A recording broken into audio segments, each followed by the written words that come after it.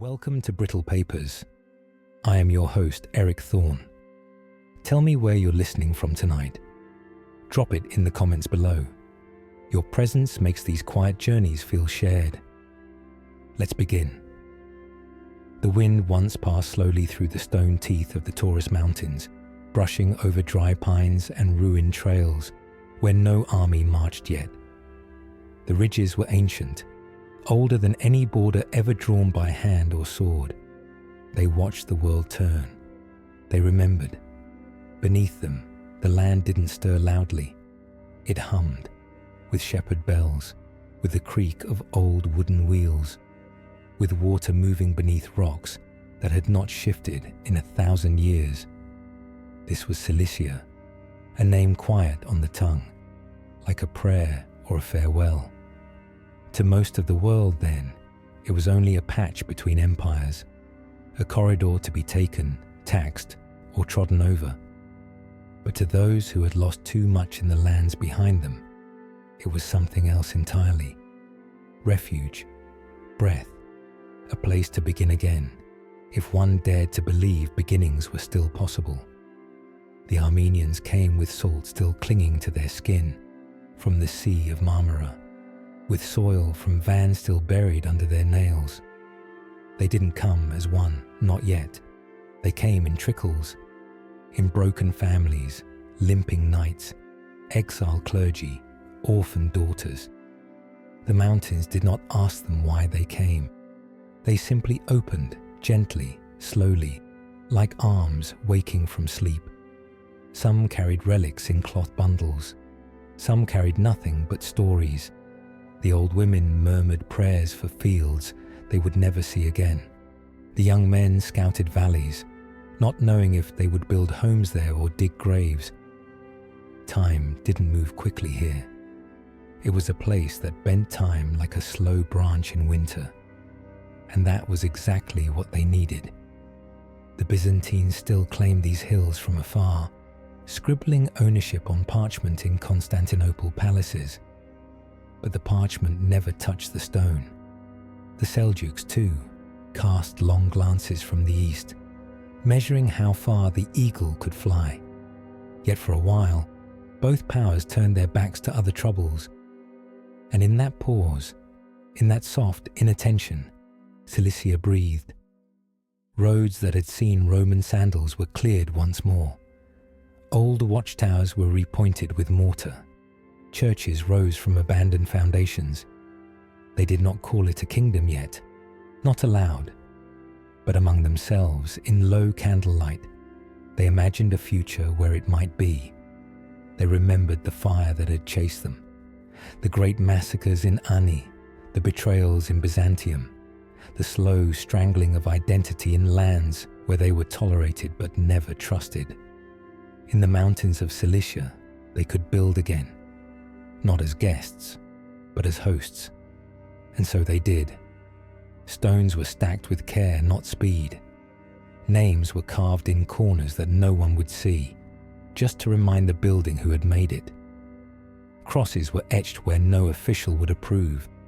And the children grew up with two languages, one for surviving in the world, and one for remembering who they were.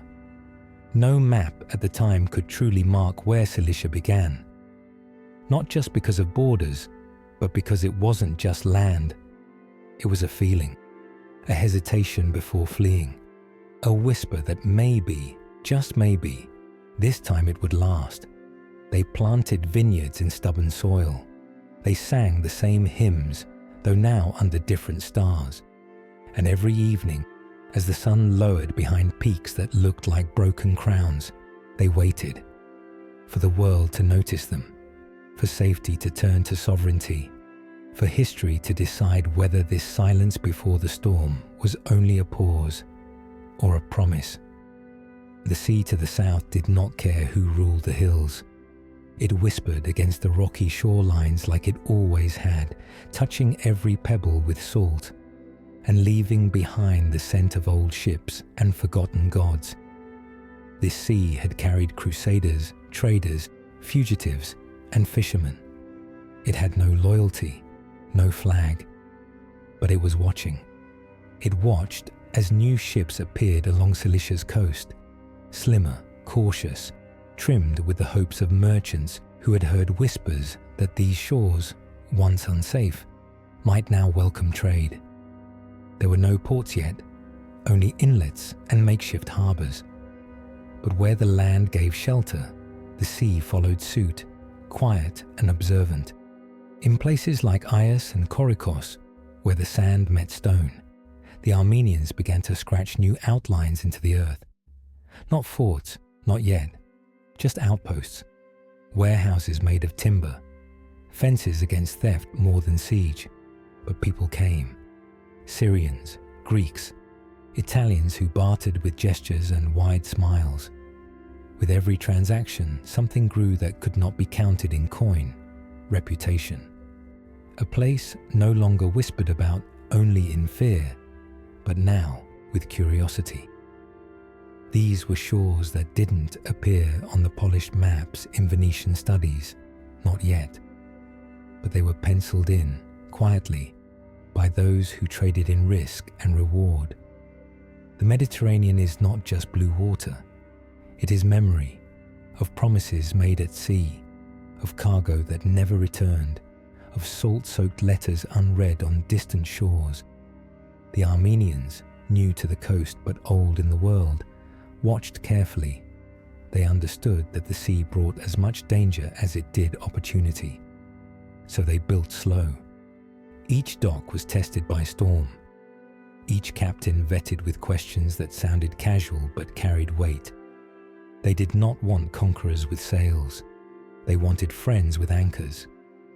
But friendship in those days came tied with thin ropes. The Genoese came smiling, counting profits. The Venetians came after, smiling wider. And somewhere behind them, always, was the silent pressure of Rome. The idea that faith and trade must walk together, and always toward the west. There were no armies on the beaches, no battles screamed across the sand, but this was a front line all the same. Between cultures, between languages, between worlds. Children who once only knew mountain trails now learned to count crates of glassware, to say salt and grain in 4 tongues. Churches were built within view of the sea, as if to bless each incoming vessel and curse any that left with deceit. Fishermen laid their nets beside knights, cleaning swords. At night, you could hear the chanting of monks drifting over the water, mixing with the laughter of sailors and the clink of coins in the dark. To live along these shores was to live without certainty. Tides shifted. Alliances shifted faster. But the Armenians had learned, from exile, from history, from survival, that stability does not always come from strength. Sometimes it comes from listening, from watching the horizon, from knowing when to open the gates and when to bar them shut. The maps would come later, drawn by men far away, who never felt the wind shift before a storm, or saw the shimmer of mast just before dawn. But by then, it wouldn't matter, because the people here had already drawn their own map, not on paper, but in memory. One inlet, one trade, one choice at a time. To the east, the land flattened. It stretched wide like an old cloth pulled tight, rippling with grass, dust, and the silent movements of riders no wall could stop. The steppe had no patience for borders. Armies passed through it as wind passed through wheat, sudden, unannounced, and sometimes never leaving. This was the path of horsemen, the quiet road of messages and warnings, of silk-bound letters and iron-bound threats. The Armenians in Cilicia learned to look east with both reverence and fear. The Seljuks rode that way, swift and burning, but so did others. Traders from Persia, scholars with scrolls, pilgrims with sandals worn thin. The crossroads of worlds was never still. It was not enough to hold mountains and sea. The heart of Cilicia beat at the intersection. where caravan routes met crusader trails, where empires touched fingertips and flinched.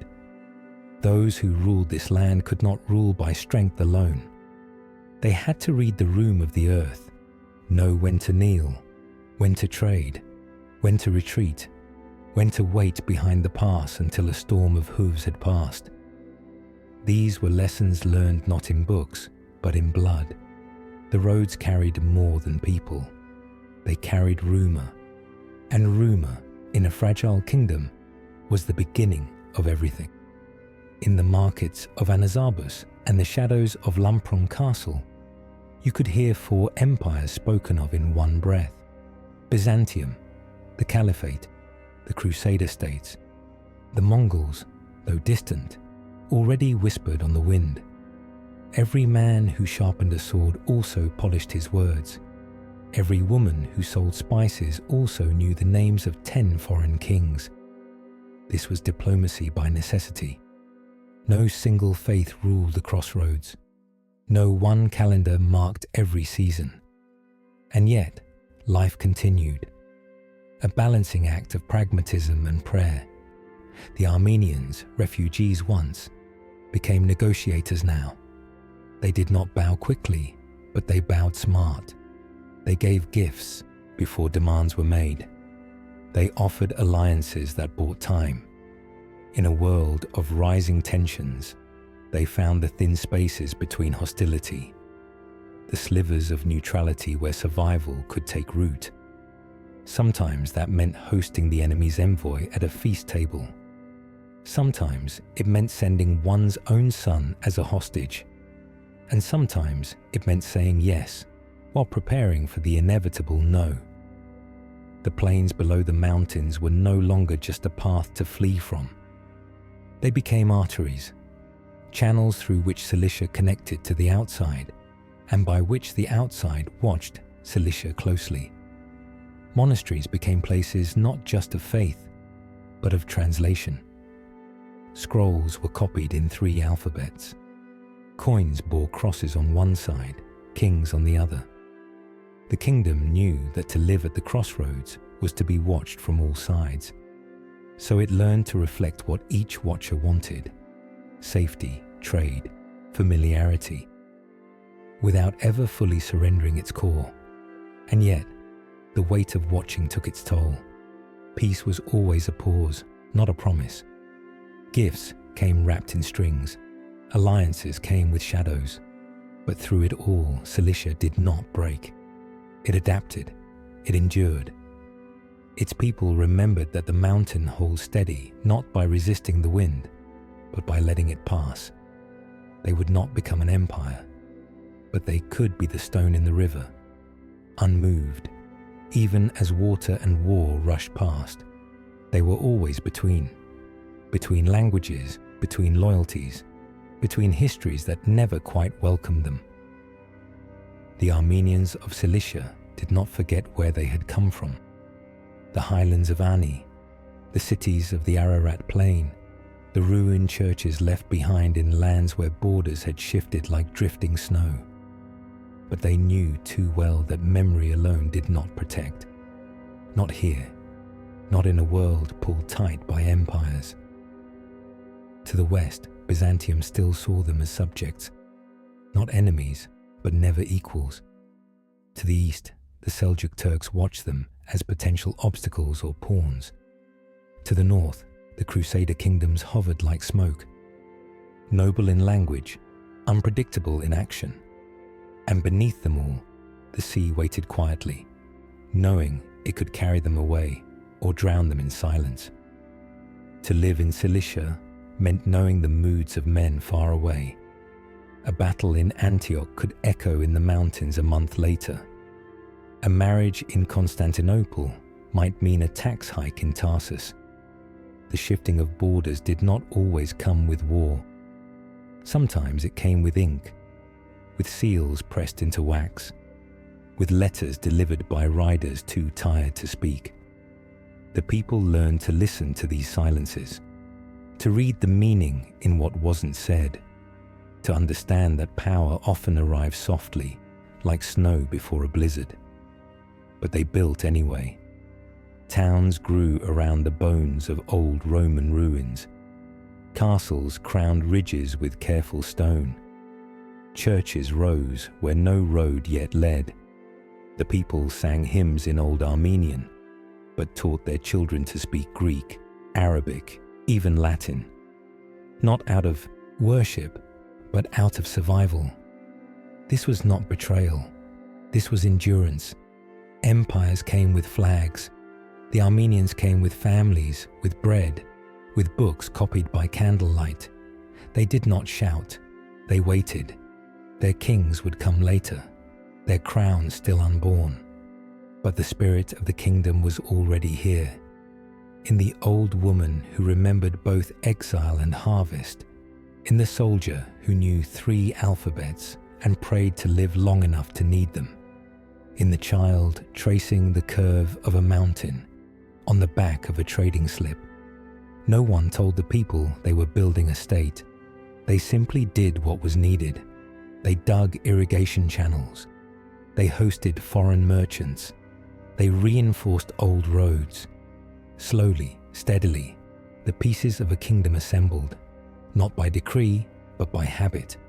There were no grand monuments yet, no glorious victories carved into marble, but there was resilience, a quiet kind, not the kind sung about in epic poems, but the kind that survives when no one's watching.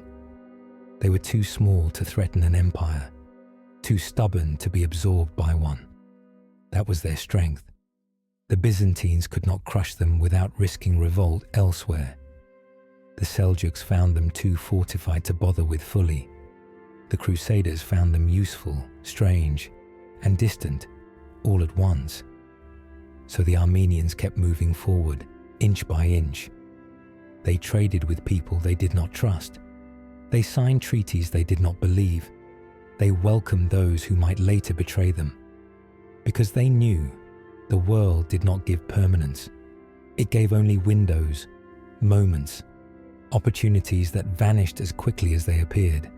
And so, between empires, they carved space.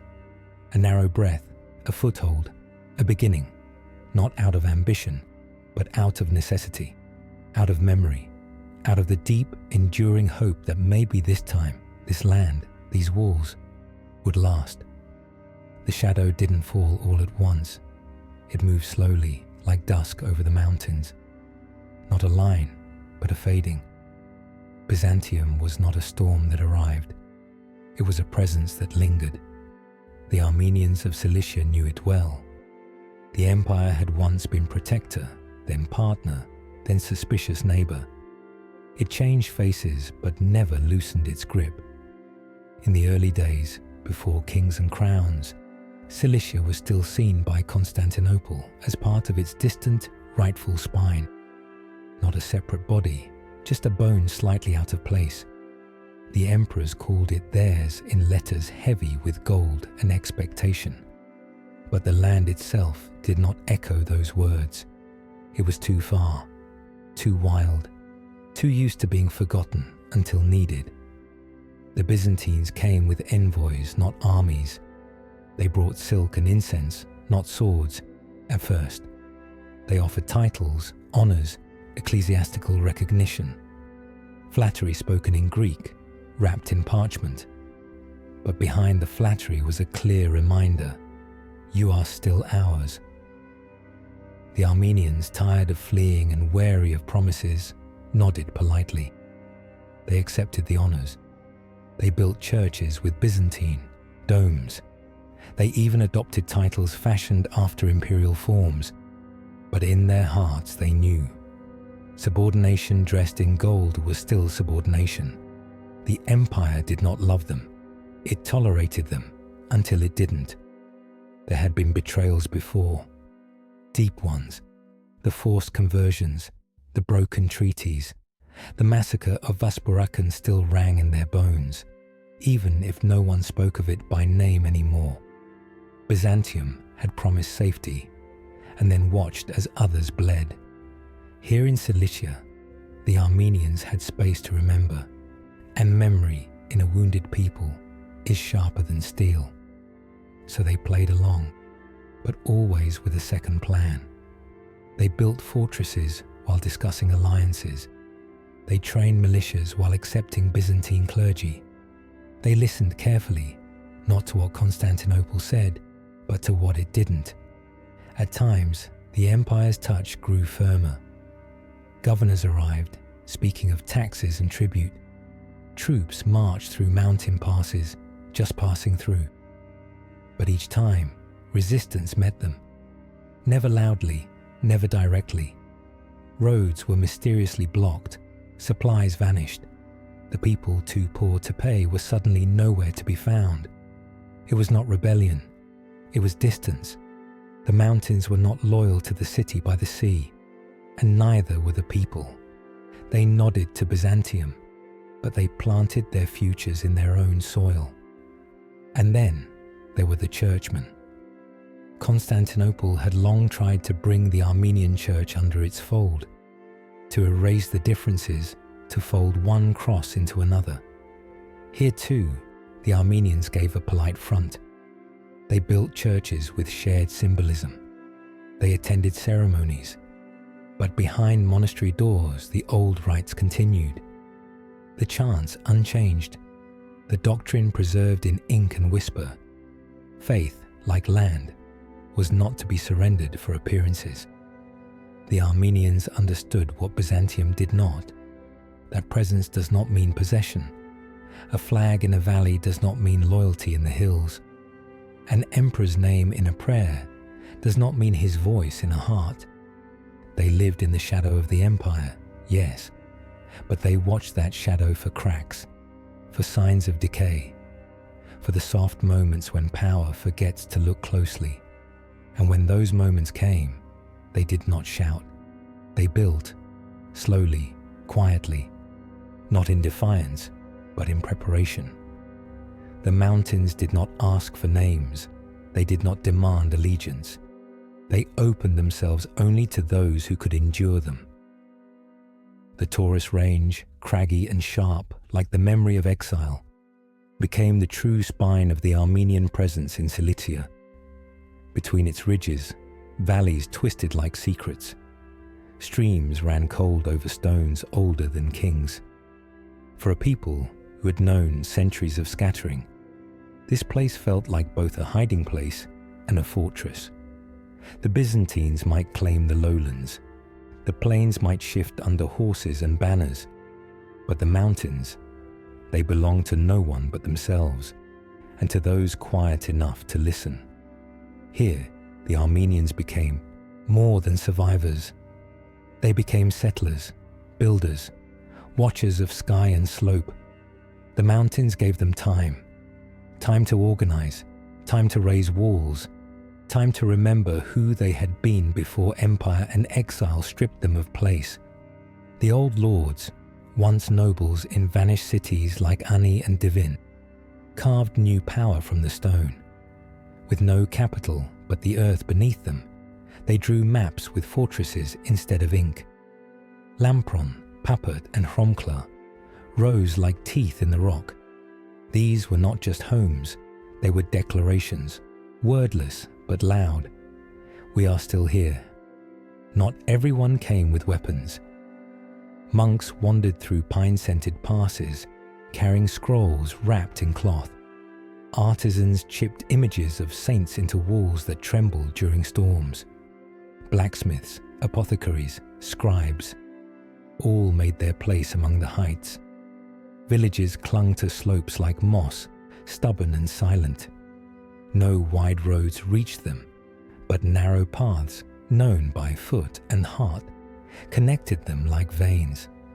And though each village might seem alone, they were part of something larger, a scattered body with one pulse, survival. The mountains also taught limits. Winter here was not metaphor. It arrived with teeth. Snow erased paths and silenced fields. Yet even that became a kind of protection. No invading army liked the cold. No quick conquest could survive hunger. And so, through seasons of quiet struggle, the Armenians learned to make hardship their shield. Grain was stored carefully, wood chopped early. Children were taught not only to pray, but to watch for smoke on distant ridges. This was not peace, but it was a kind of life, and life grew, slowly, like lichen on stone. Births outnumbered funerals some years. Sheep fattened. Fruit trees held longer into autumn. Some men who had come as fugitives now called themselves princes. Some women who had buried children in foreign lands now held grandsons on their knees. And above them, always, the mountain stood, unspeaking, unchanging, but somehow sheltering. Occasionally, a Byzantine scout would appear at a village edge, or a tax collector, or a priest sent to correct errors. They were fed, lodged, sent on their way, always politely. But the real things, the hidden scrolls, the secret rites, the letters exchanged between noble houses, were kept out of reach. The Armenians had learned what not to show. They had learned to be still when watched. They were not yet a kingdom, not yet a country. But the shape of both had begun to form in the folds of the Taurus. Power was not yet official, but it was real. And more than that, it was theirs. The empire still loomed, and danger still circled. But here, in the silence of the upper passes, they had found something the world rarely offered the displaced. They had found ground that did not shift beneath their feet. They had found a place that held. From the west came men with crosses sewn into their chests, speaking languages the Armenians did not know but quickly began to learn. The crusaders marched not as a single tide, but as scattered streams. Frankish knights, Norman lords, Italian pilgrims, each with their own purpose, but all claiming to serve the will of heaven. To the Armenians, they were a puzzle. At first, they brought the smell of war and the sound of steel, but also the promise of allies. Here were Christian soldiers, sworn enemies of the Seljuks, marching east with fervor and banners.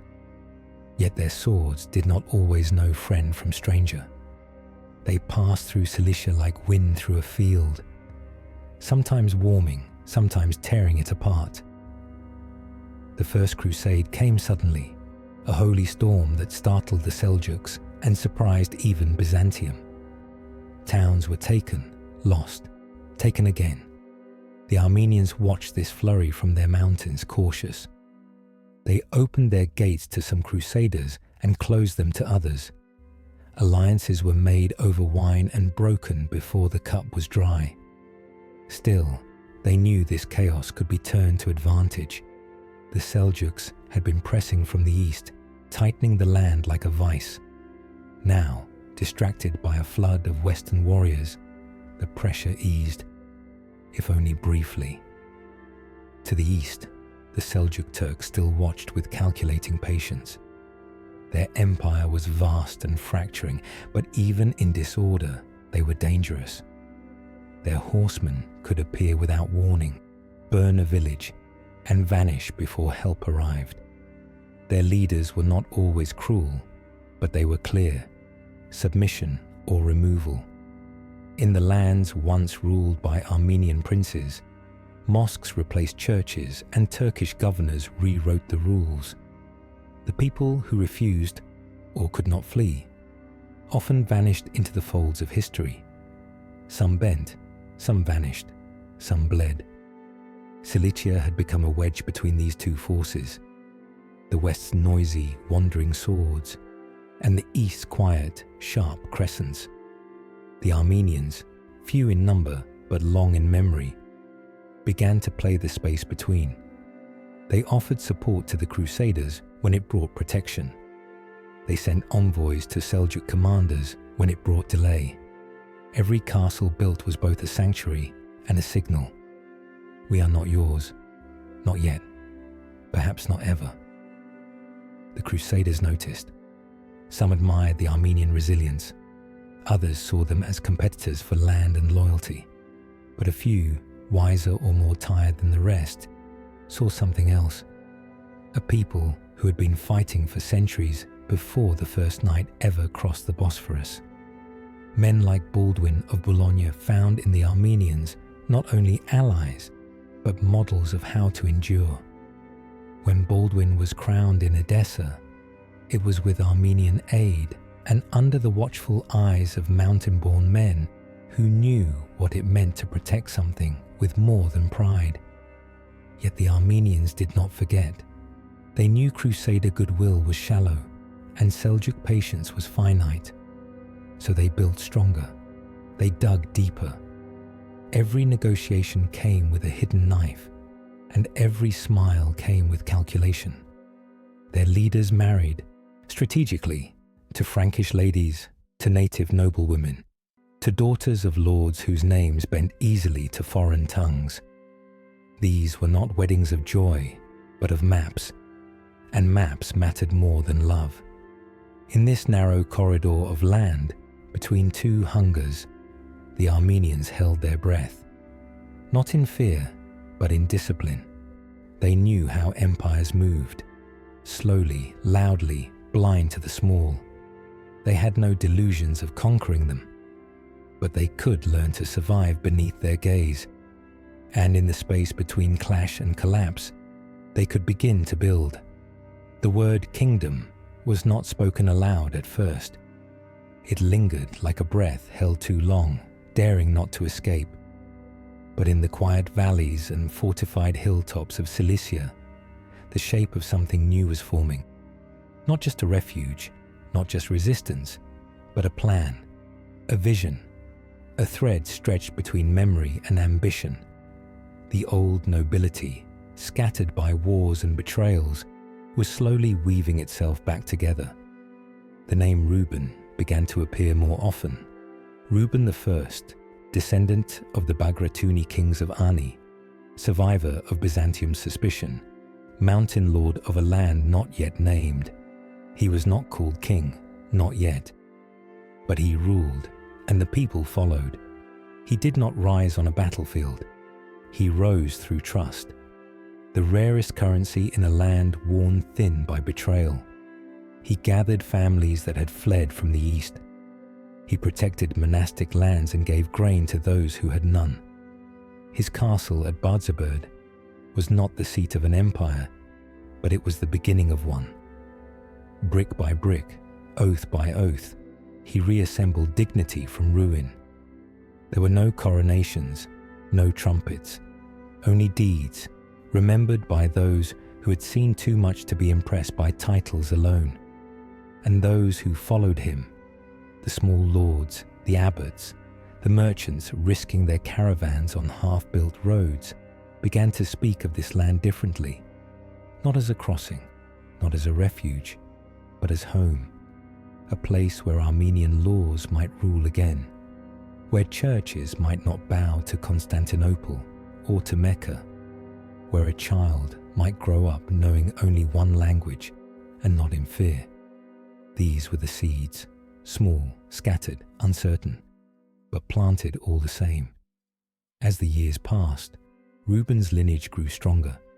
His son, Constantine I, inherited not just land but momentum. He strengthened walls, forged alliances with crusader lords, expanded into the plains when the Byzantines weren't looking. Still no crowns, still no throne, but the shape of sovereignty was becoming harder to ignore. Coins were minted, documents issued. The language of rule was whispered into prayers and trade agreements alike. The world hadn't noticed yet, but the world was often slow to notice what would outlast it. The people, too, changed. The villages no longer looked temporary. Fields stretched farther. Temples bore fresher paint. Pilgrims came not only to flee, but to stay. Armenian craftsmen returned from exile in Aleppo and Antioch, bringing with them stories and techniques, how to build domes that did not crack, how to forge tools that did not bend. And the children growing up in the early 1100s no longer remembered what it meant to be a guest in someone else's country. They were born here, they belonged here, and they looked toward the ridges with pride, not fear. Still, danger circled. The Byzantines had not forgotten.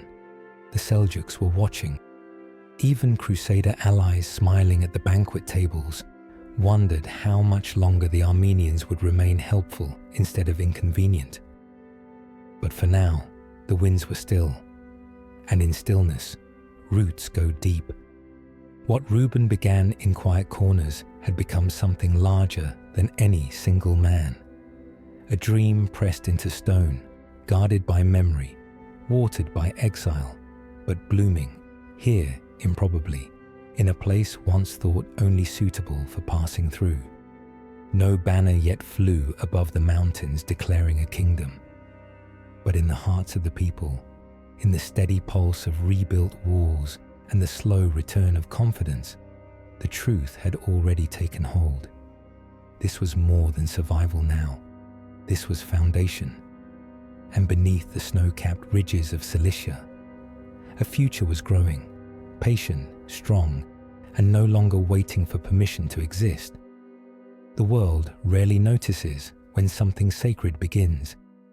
It does not pause for quiet men in quiet valleys, planting the roots of what will later be called history. Reuben Sultan.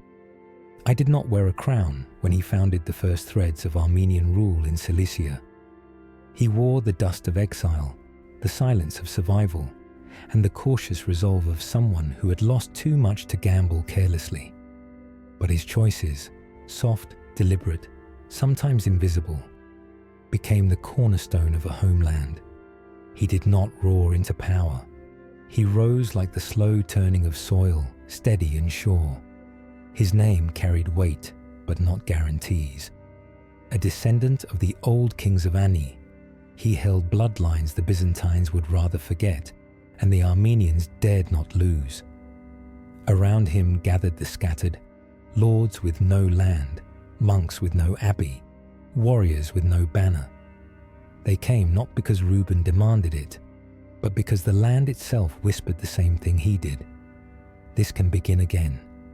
The Byzantine Empire, bloated and busy elsewhere, barely noticed when he seized control of a few valleys in the late 1080s.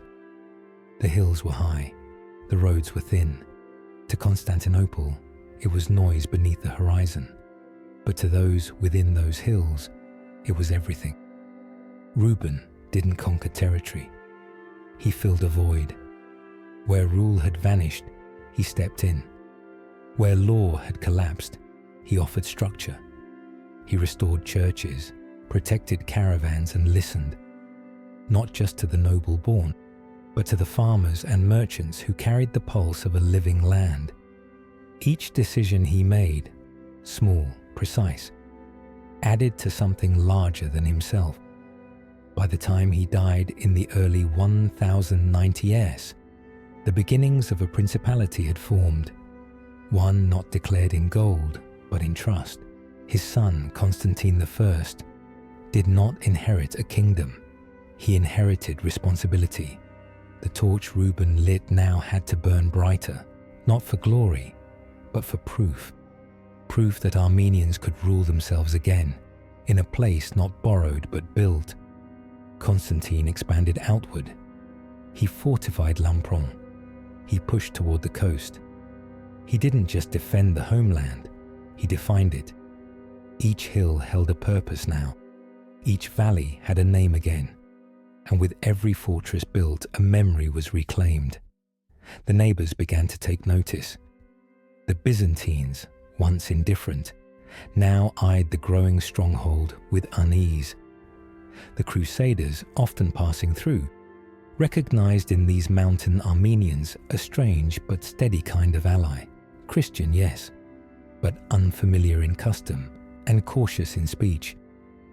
The Seljuks watched from the east, measuring the rise with interest. But Reuben's strength had never been in defiance. It had been in placement. He had chosen lands hard to invade, routes easy to guard, allies impossible to conquer outright. He hadn't declared independence. He had simply lived it. Those early years under Reuben were not peaceful. Skirmishes came, assassins came, droughts, spies, and the creeping hand of empire all arrived in turn. But the people remained. That was the quiet miracle. They stayed. They rebuilt. They taught their children that this land was theirs not just because they lived in it, but because they had shaped it. They knew which stones held old blessings, which trees had been watered by generations of longing, and in every chapel the prayers changed. They no longer asked only for safety. They began to ask for permanence. Reuben did not see a crown placed on his head. He died before his homeland became a kingdom. But in the pages of time, his name rests not beside kings, but beside founders. Not the loud kind, but the kind whose work is only understood in the silence that comes after. When a people realizes they are no longer wandering, they are home. They rose slowly, stone by stone, shaped not for beauty, but for belief. Belief that what was being built could outlast the winds of war and the tremble of shifting borders. The fortresses of Cilicia did not gleam. They did not invite. They watched. Perched on crags and steep ridges, they clung to the rock as if they had always belonged there.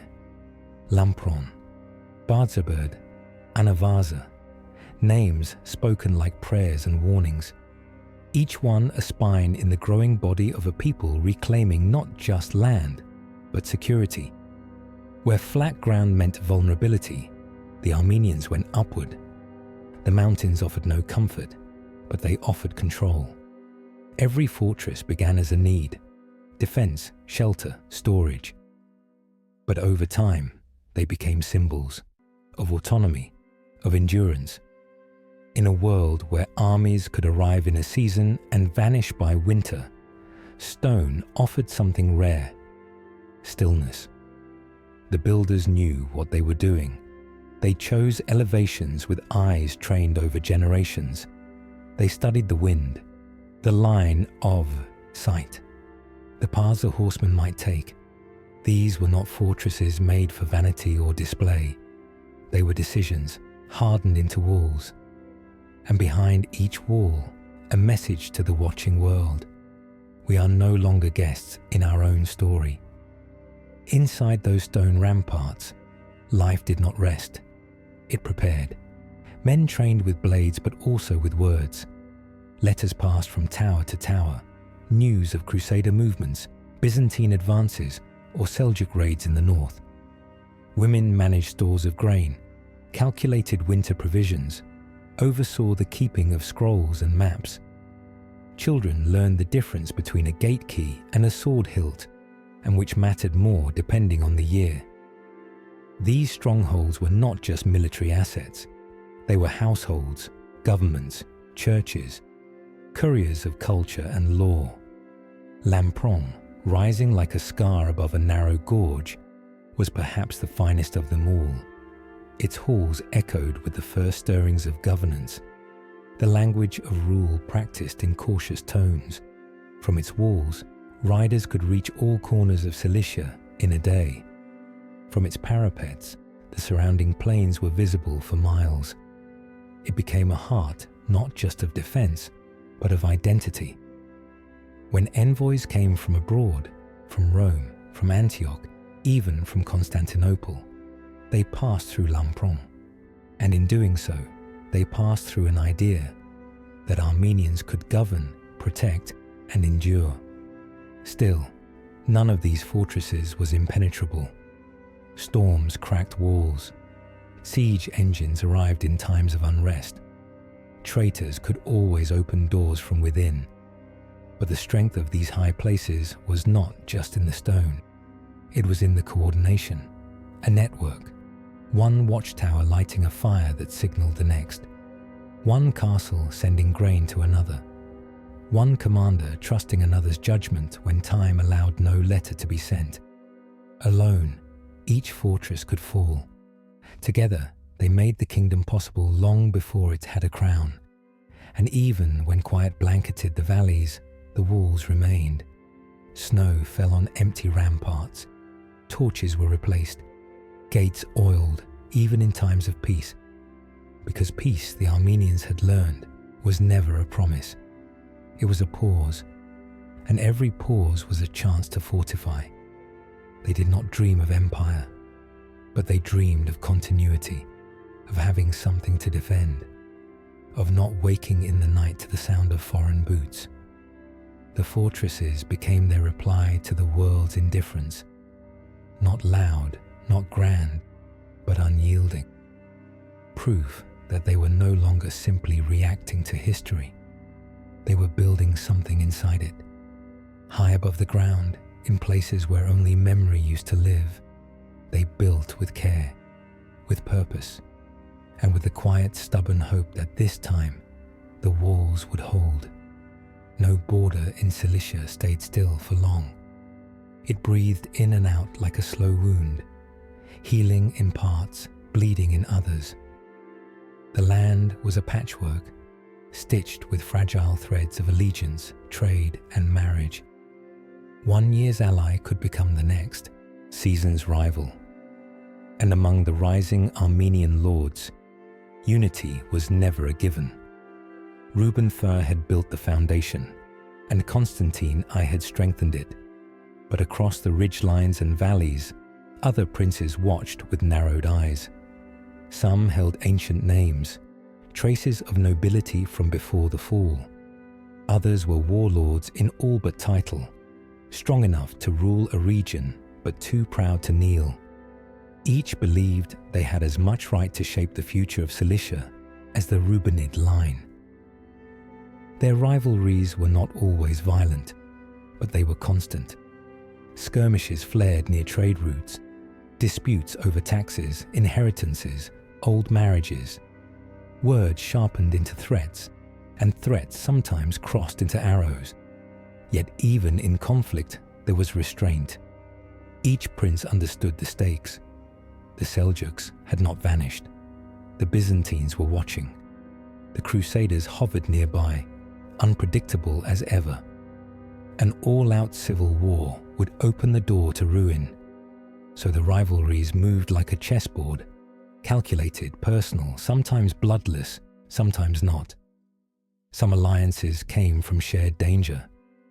If a Seljuk raiding party breached the eastern passes, old grudges might pause long enough for a joint defense. But the moment the threat passed, the borders would stir again.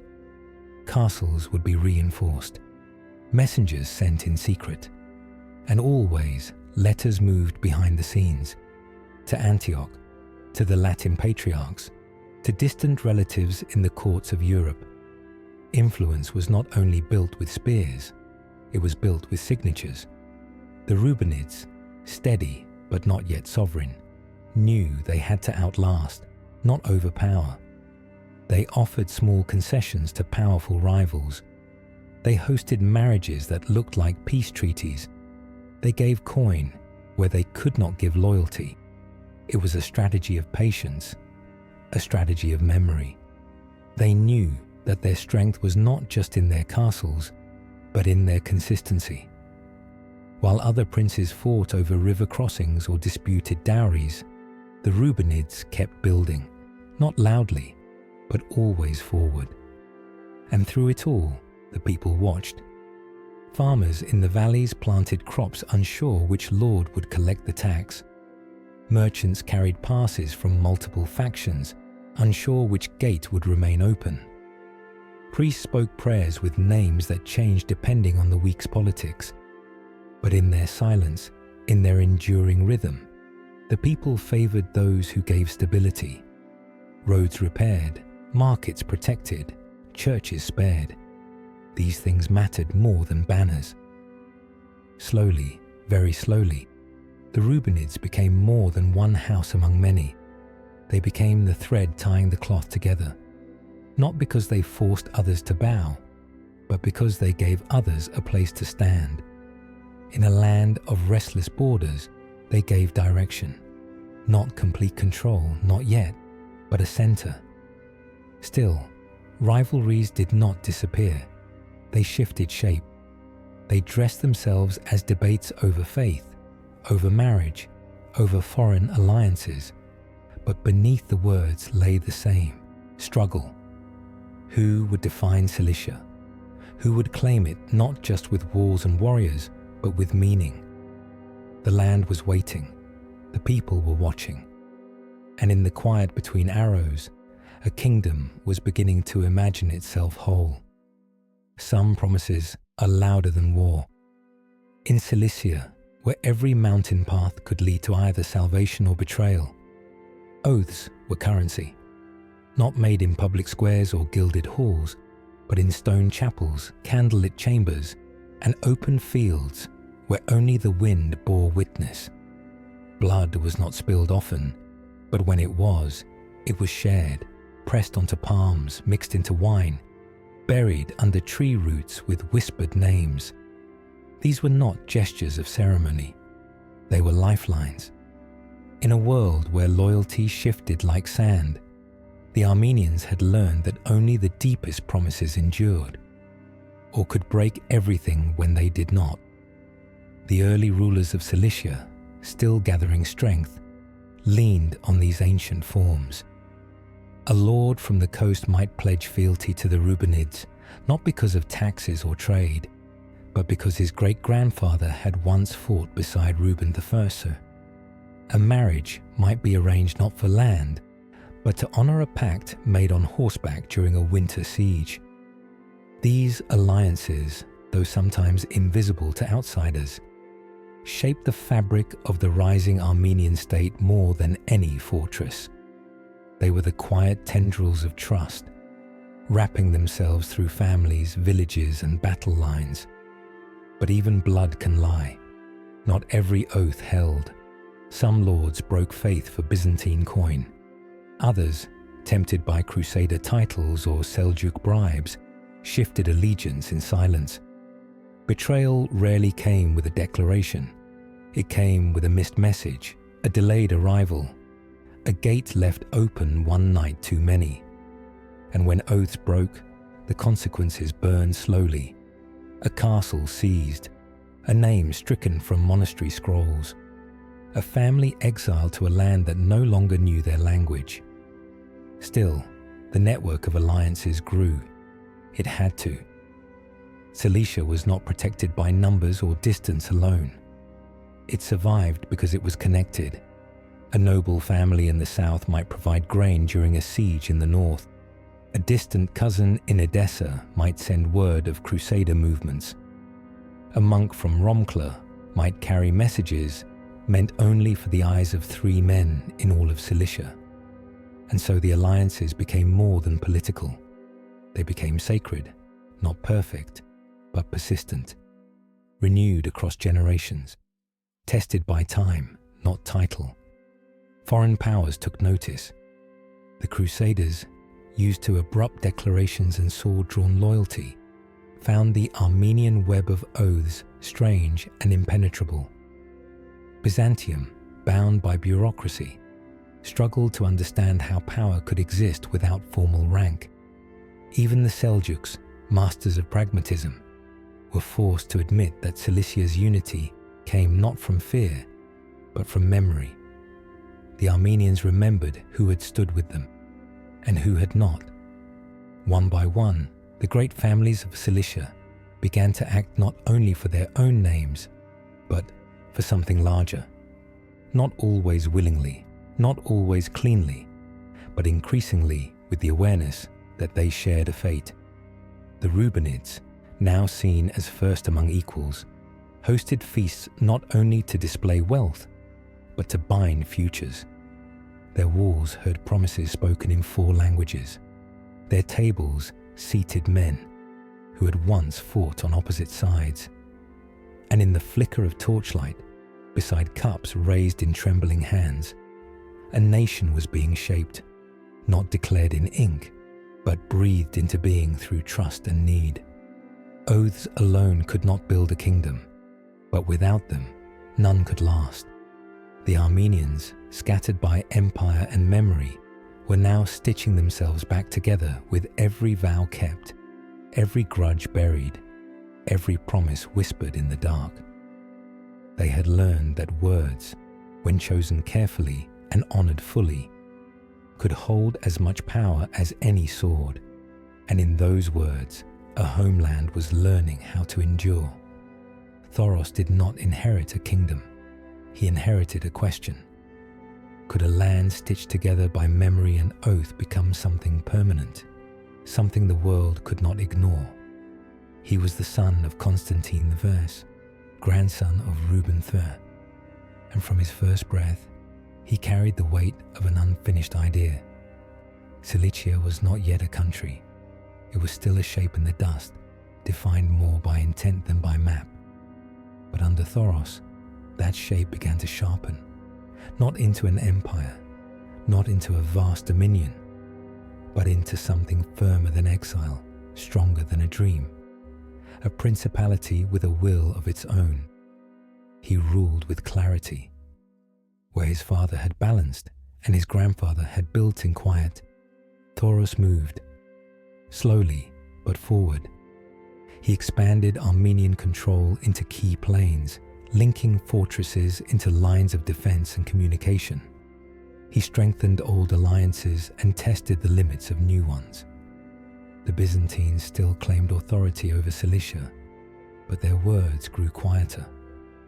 Their power, stretched thin across too many fronts, was now mostly felt in threats never acted upon.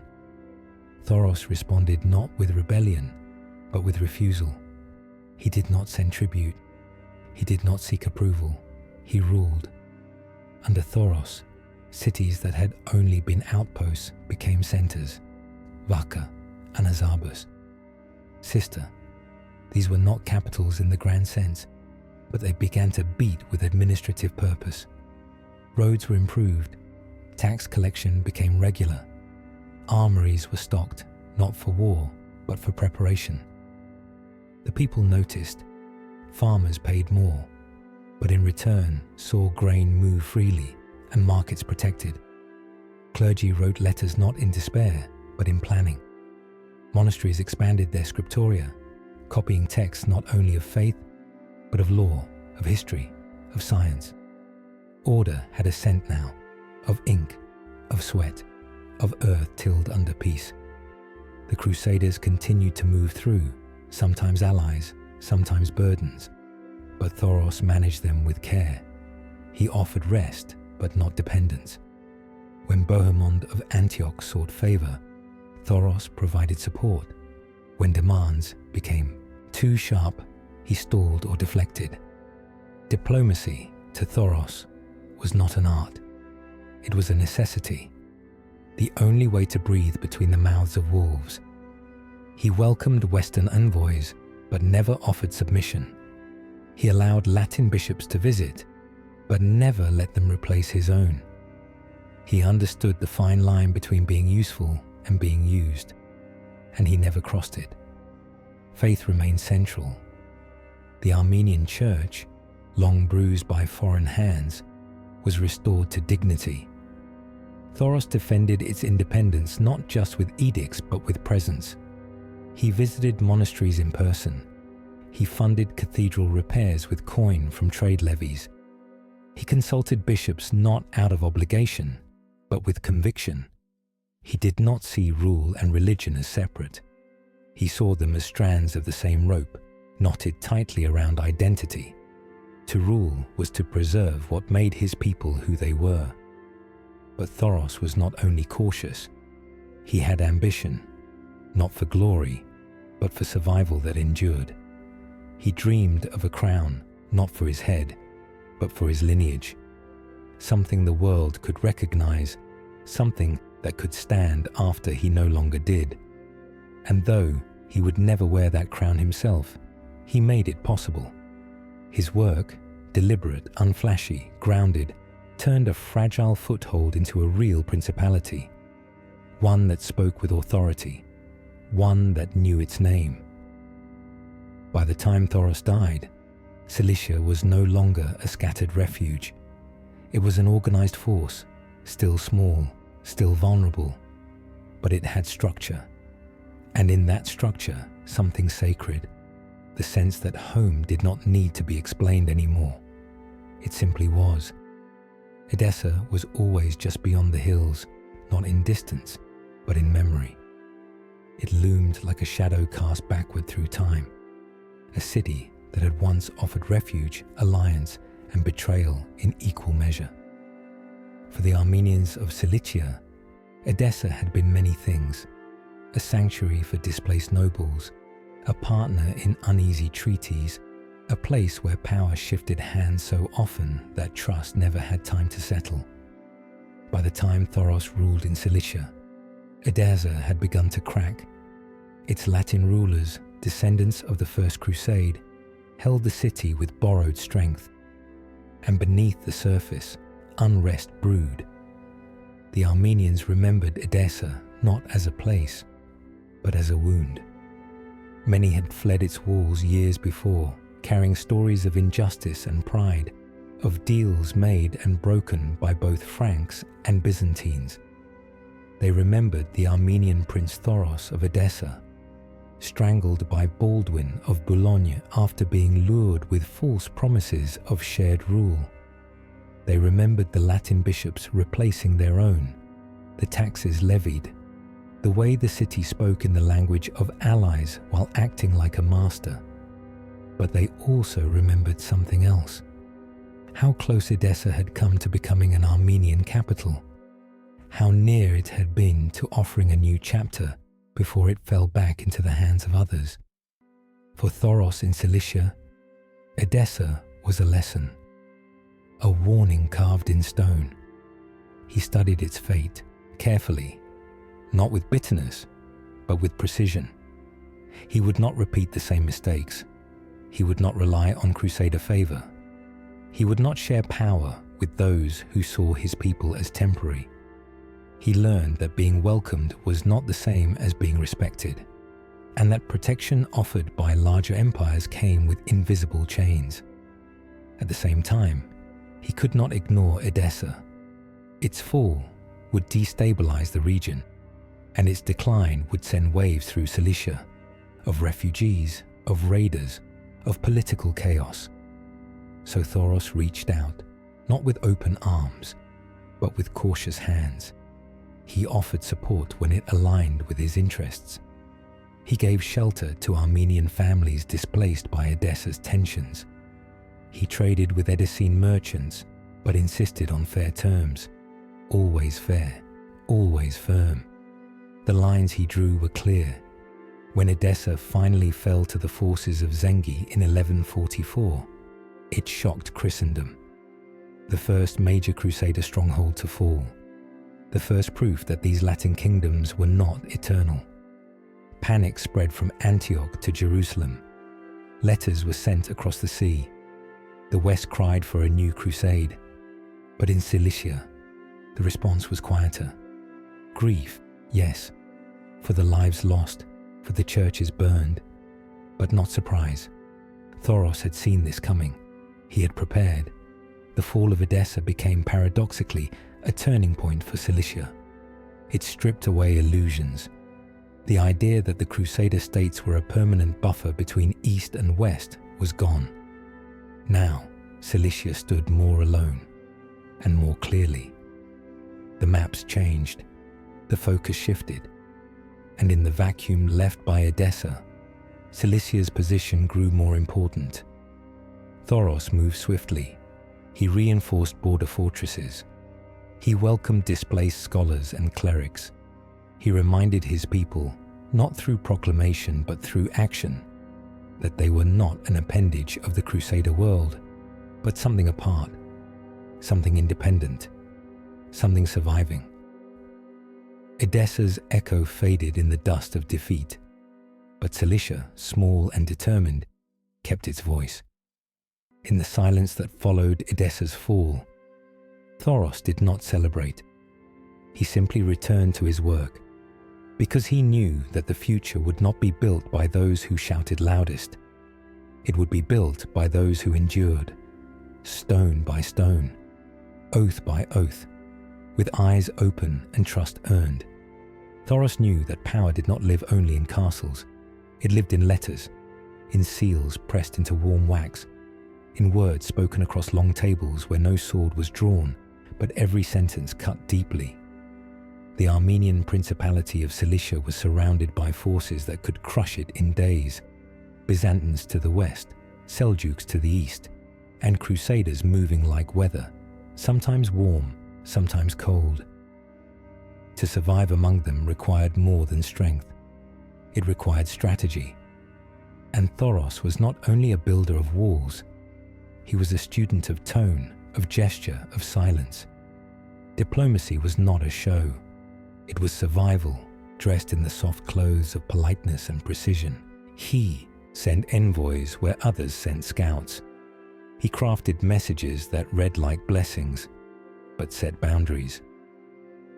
When the Byzantines requested tribute, Thoros replied with offers of cooperation. When Crusader princes invited him to coordinate defenses, he sent supplies and reminders that his people would defend their own lands. He never said no, but he rarely said yes. His diplomacy was written in both ink and iron, words that carried weight and forces that stood quietly behind them. To the Latin kingdoms, he presented himself as a Christian ally, familiar but proud. He allowed Western clergy to visit, but did not cede ecclesiastical power. He opened roads to traders but controlled who they spoke to and what they saw. He knew that to give too much access was to invite control. And the Franks, though curious and sometimes amused by their Armenian counterpart, came to respect his resolve. He spoke French when needed, Latin when necessary, but always Armenian in the matters that mattered most. To the Seljuks, he sent tribute not in gold, but in delay, gifts that bought time, gestures that implied neutrality, offers that bent without breaking. He never challenged them outright, but neither did he kneel. When Seljuk commanders probed the borders, they found readiness, not invitation. And Thoros made sure that any caravan moving east from Cilicia carried not only trade goods, but whispers that this land was strong, disciplined, and not worth the trouble. Byzantium remained the most delicate matter. Old wounds still ached, and the empire's memory was long, but its grasp had weakened. Thoros exploited the gaps. He praised the emperor in formal letters while hosting exiled Byzantine nobles who had fled Constantinople's intrigues. He sent carefully chosen gifts to imperial courts, rare manuscripts, relics, artisans, not to flatter, but to remind. We are still here. We are still civilized. We are still watching. At home, diplomacy shaped identity. His court became a place where languages mixed, where foreign guests dined beside Armenian bishops, where decisions were made with both sword and scroll in mind. The younger generation of nobles learned that rule was not about domination. It was about balance, about keeping four borders calm long enough to grow wheat in the valleys and peace in the hills. Still, diplomacy never guaranteed safety. Treaties could be broken, smiles could mask plots. But Thoros didn't expect peace to last. He expected peace to be brief, and he made each moment of it count. He expanded farms, he trained soldiers, he sent students to Antioch and returned them as translators, negotiators, advisors.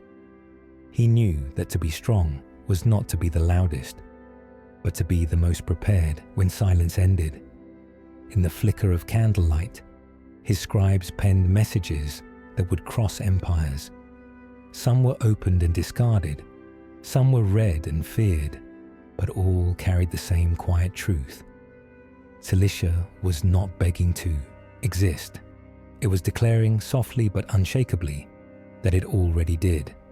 Far to the west, beyond the seas and mountains, beyond the reach of any Armenian sword or syllable, sat a throne made of faith. The papacy, high in Rome, spoke not in armies, but in absolution. Its power came not from land, but from the belief that it spoke for heaven. And even in the mountains of Cilicia, that voice, faint and far, was beginning to be heard, not as a command, but as a whisper. A distant invitation wrapped in the language of unity, of brotherhood, of a Christianity that stretched from Iberia to the eastern hills. Thoros listened, carefully, not for what it said, but for what it did not. Rome had long dreamed of uniting Christendom under one banner, one cross, one church. But the Eastern churches, Armenian, Greek, Syriac, had grown in different soil. Their chants were older, their rituals heavier with history. The Armenians, especially, had guarded their faith through centuries of exile and persecution. They did not forget the forced conversions, the theological councils where their voices were silenced, the slow suffocation of their customs under Byzantine bishops. So when Rome sent envoys, they were greeted warmly but watched closely. Thoros understood the weight of such gestures. To be acknowledged by the Pope was to gain prestige among the Crusader states. It meant recognition that the Armenian people were not just survivors, but sovereign Christians in their own right. It could bring trade, alliances, perhaps even protection. But it could also bring pressure to alter liturgies, to change hierarchies, to surrender something sacred in exchange for something symbolic. Thoros, who had built his rule on memory and autonomy, would not trade identity for influence. Still, he did not turn away. He opened letters.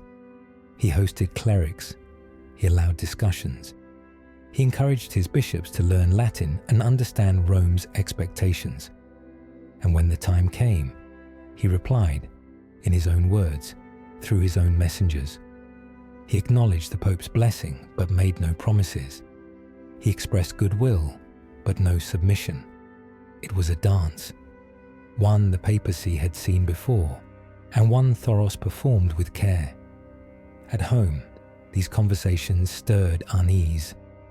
Some Armenian clergy feared a slow erosion of their faith's uniqueness.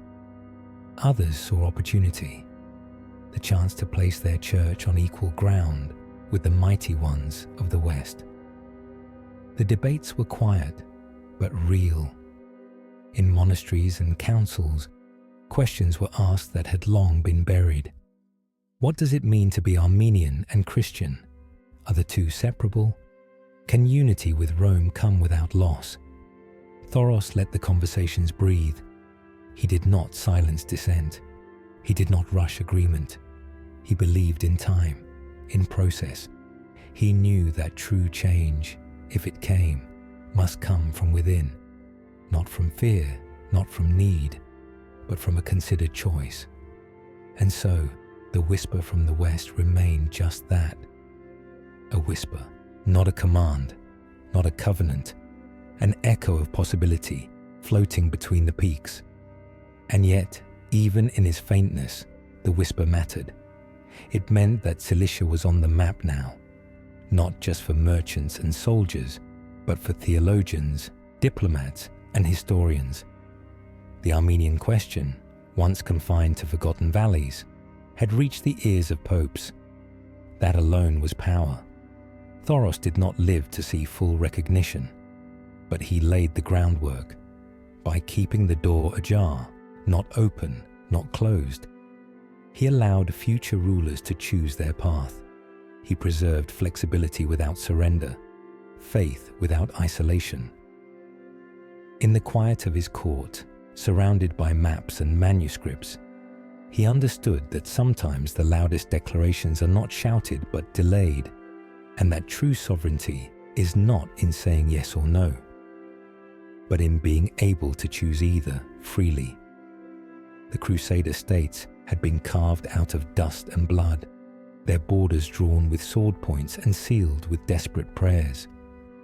Edessa, Antioch, Tripoli, Jerusalem, names that echoed with sanctity and ambition, but also with fragility. These were not stable kingdoms. They were experiments in faith and power, held together by distant popes and nearby threats. To the Armenians of Cilicia, they were both neighbor and question, allies when convenient, invaders when unchecked. They arrived not only with swords, but with ideas of hierarchy, of obedience, of a Christianity that had little patience for difference. And yet, the Armenians had survived worse. They had learned to nod without kneeling. By the time Thoros and his successors had shaped a working Armenian principality, the Crusader states were burning at both ends. Their internal divisions simmered behind gold-trimmed banners. Latin bishops clashed with native clergy. Lords feuded over city walls and marriage alliances. Their enemies, the Seljuks, the Fatimids, the Zengids, grew bolder with each generation. And amidst all this, Cilicia remained, small, mountainous, difficult to invade, and remarkably steady. That steadiness became its strength. While the Latin kingdoms sputtered with infighting and ambition, Cilicia held its line, not perfectly, but with a kind of clarity the Crusaders often lacked. Geographically, Cilicia stood at the northern edge of the Crusader world, a gate, a guard, a grey zone. Its mountains protected the vulnerable flank of Antioch, and its roads carried messages, grain, and armor between the coast and the highlands. The Armenians knew this gave them leverage. They used it gently but firmly. They offered support, but on their terms. A shipment of supplies here, a squad of soldiers there. Always enough to prove cooperation. Never enough to become dependent. At times, the relationship deepened. Marriages were arranged between Armenian nobles and Latin families. Shared campaigns were launched against Seljuk outposts.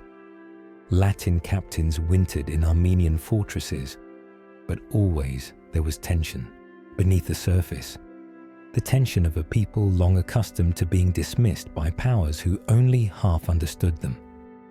The Crusaders called them brothers in Christ, but treated them as curious cousins. The Armenians in turn smiled without forgetting. They remembered Edessa. They remembered the priests replaced, the laws ignored, the promises broken. Still, diplomacy endured, and in the courts of Cilicia, it was clear that the Armenian rulers saw themselves not as subordinates to the Crusader cause, but as peers in a shared, if unstable, project. They spoke with the same confidence. They hosted with the same formality. They negotiated with the same quiet awareness that history was listening. And sometimes it was. Letters from European courts began to reference the princes of Armenia, not as remote mountain lords, but as contributors to the broader Christian struggle. Recognition came slowly, but it came. All the while, the Armenians maintained what the Crusaders could not: continuity. Their cities did not change hands every decade. Their clergy did not fracture under foreign pressure. Their language remained theirs, their laws intact. They knew that survival did not come from conquest or conversion. It came from endurance. And so, while the Crusader states flickered like candles in the wind, Cilicia hardened itself, not into empire, but into permanence. In a world set alight by ambition and faith, Cilicia was not the brightest flame, but it was the one that did not go out. And in the quiet corridors of Armenian fortresses, where scrolls were copied and weapons sharpened by the same hands, a simple truth settled. To burn brightly was not always to survive. Sometimes it was enough to hold steady, to know who you were, and to wait for the storm to pass. The dust never settled for long. It clung to boots, to horse hooves, to the skin of soldiers who slept with weapons under their heads. Across the plains of southern Anatolia and the high passes of Cilicia, the earth itself remembered movement. of armies that came with banners, of messengers galloping at dawn, of borders shifting not with ink but with blood. The Armenian principality was no longer invisible. Its alliances, its growing fortresses, its stubborn presence had drawn attention. And attention, in those years, always brought friction. The Crusaders, Byzantines and Seljuks were all watching now, and none were comfortable. The battle lines weren't marked with fences. They were drawn in understanding, unspoken zones of tension, trails watched from high towers, villages that became warnings. For the Armenians, conflict was never just military. It was geographic. Topography became strategy. They fought with ridges, with choke points, with the quiet of a forest path where an ambush could wait. They didn't need large armies. They needed awareness. Every valley they defended had been studied for years. Every fortress had a story beneath its stones. Byzantium had not forgotten its claims. In the 1230s, the Emperor John II Komnenos attempted to reassert control over Cilicia. He came not as a guest, but as a reminder that this land, though ruled by Armenians, was still viewed in Constantinople as imperial soil. His campaign was methodical, armed not only with soldiers, but with titles meant to coerce. Town by town, he tried to place Byzantine banners where Armenian ones had long flown. Some lords bent, others did not, and the dust thickened with the memory of betrayal. The Armenian response was quiet, deliberate, and unyielding. Thoros's successors did not seek open battle against the empire. They knew they could not win such a war, but they resisted in subtler ways. Gates were closed, supplies disappeared, fortresses emptied before arrival. It became a contest of attrition.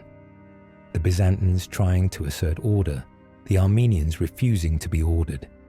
Eventually, the imperial forces withdrew. They claimed control, but the land told a different story. The Armenians remained. To the east, the Seljuk threat had not vanished. It simply changed shape. The great empire had fractured into smaller emirates, each still dangerous. Raids came like wind, fast, damaging, gone by morning. The Armenians learned to build deeper granaries, to keep weapons close, to move livestock quickly. They did not always fight back directly, but they adapted, and in every adaptation, a form of resistance. Meanwhile, the Crusader states demanded loyalty without offering protection. Antioch, in particular, eyed Cilicia with both familiarity and envy. Armenian lands lay along key trade routes, and their fortresses secured paths that Crusader armies needed. So the Franks proposed alliances that felt like ultimatums. Sometimes they asked for troops, sometimes for tribute, but always beneath their diplomacy was the assumption that Cilicia would serve their cause. And sometimes it did, but never blindly. The Armenians had drawn their own lines, not with swords, but with decisions. They would aid the Crusaders when it served them. They would speak kindly to Byzantium when it suited them.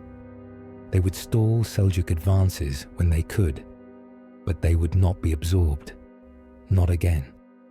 Too many generations had carried the memory of lost sovereignty. That memory had hardened into refusal.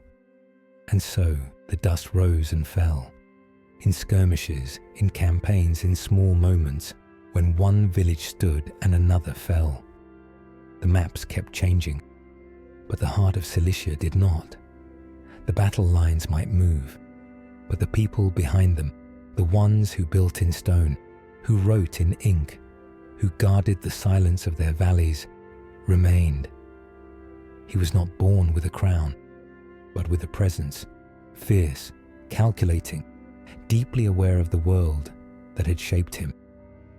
Leo I, later known as the Lion of Cilicia, would become more than a ruler. He would become a symbol, of Armenian resilience, of ambition guided by patience, of a people who had long waited to reclaim more than just refuge. The son of Stephen, nephew of Thoros, Leo inherited a principality forged in struggle, but he did not aim only to preserve it. He saw something larger, not just survival, but recognition, not just defense, but declaration. His rule would be one of turning. By the time Leo stepped into leadership, Cilicia was surrounded by instability. The crusader states were fracturing under their own weight. The Byzantines, under pressure from all sides, saw their grip on Anatolia slipping. The Seljuks were watching for weakness. In this chaos, Leo found opportunity. He did not declare war. He declared intention through calculated alliances, hardened defenses, and a careful weaving of diplomacy that played rivals against each other. He was not impulsive. He was patient, like a lion in the grass. He moved to consolidate power internally first. Rival nobles were drawn close or quietly pushed aside. Castles were strengthened, roads improved, markets stabilized.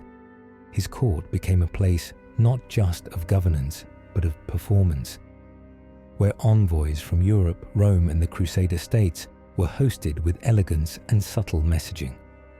Leo wanted them to leave knowing that Cilicia was not a peripheral outpost.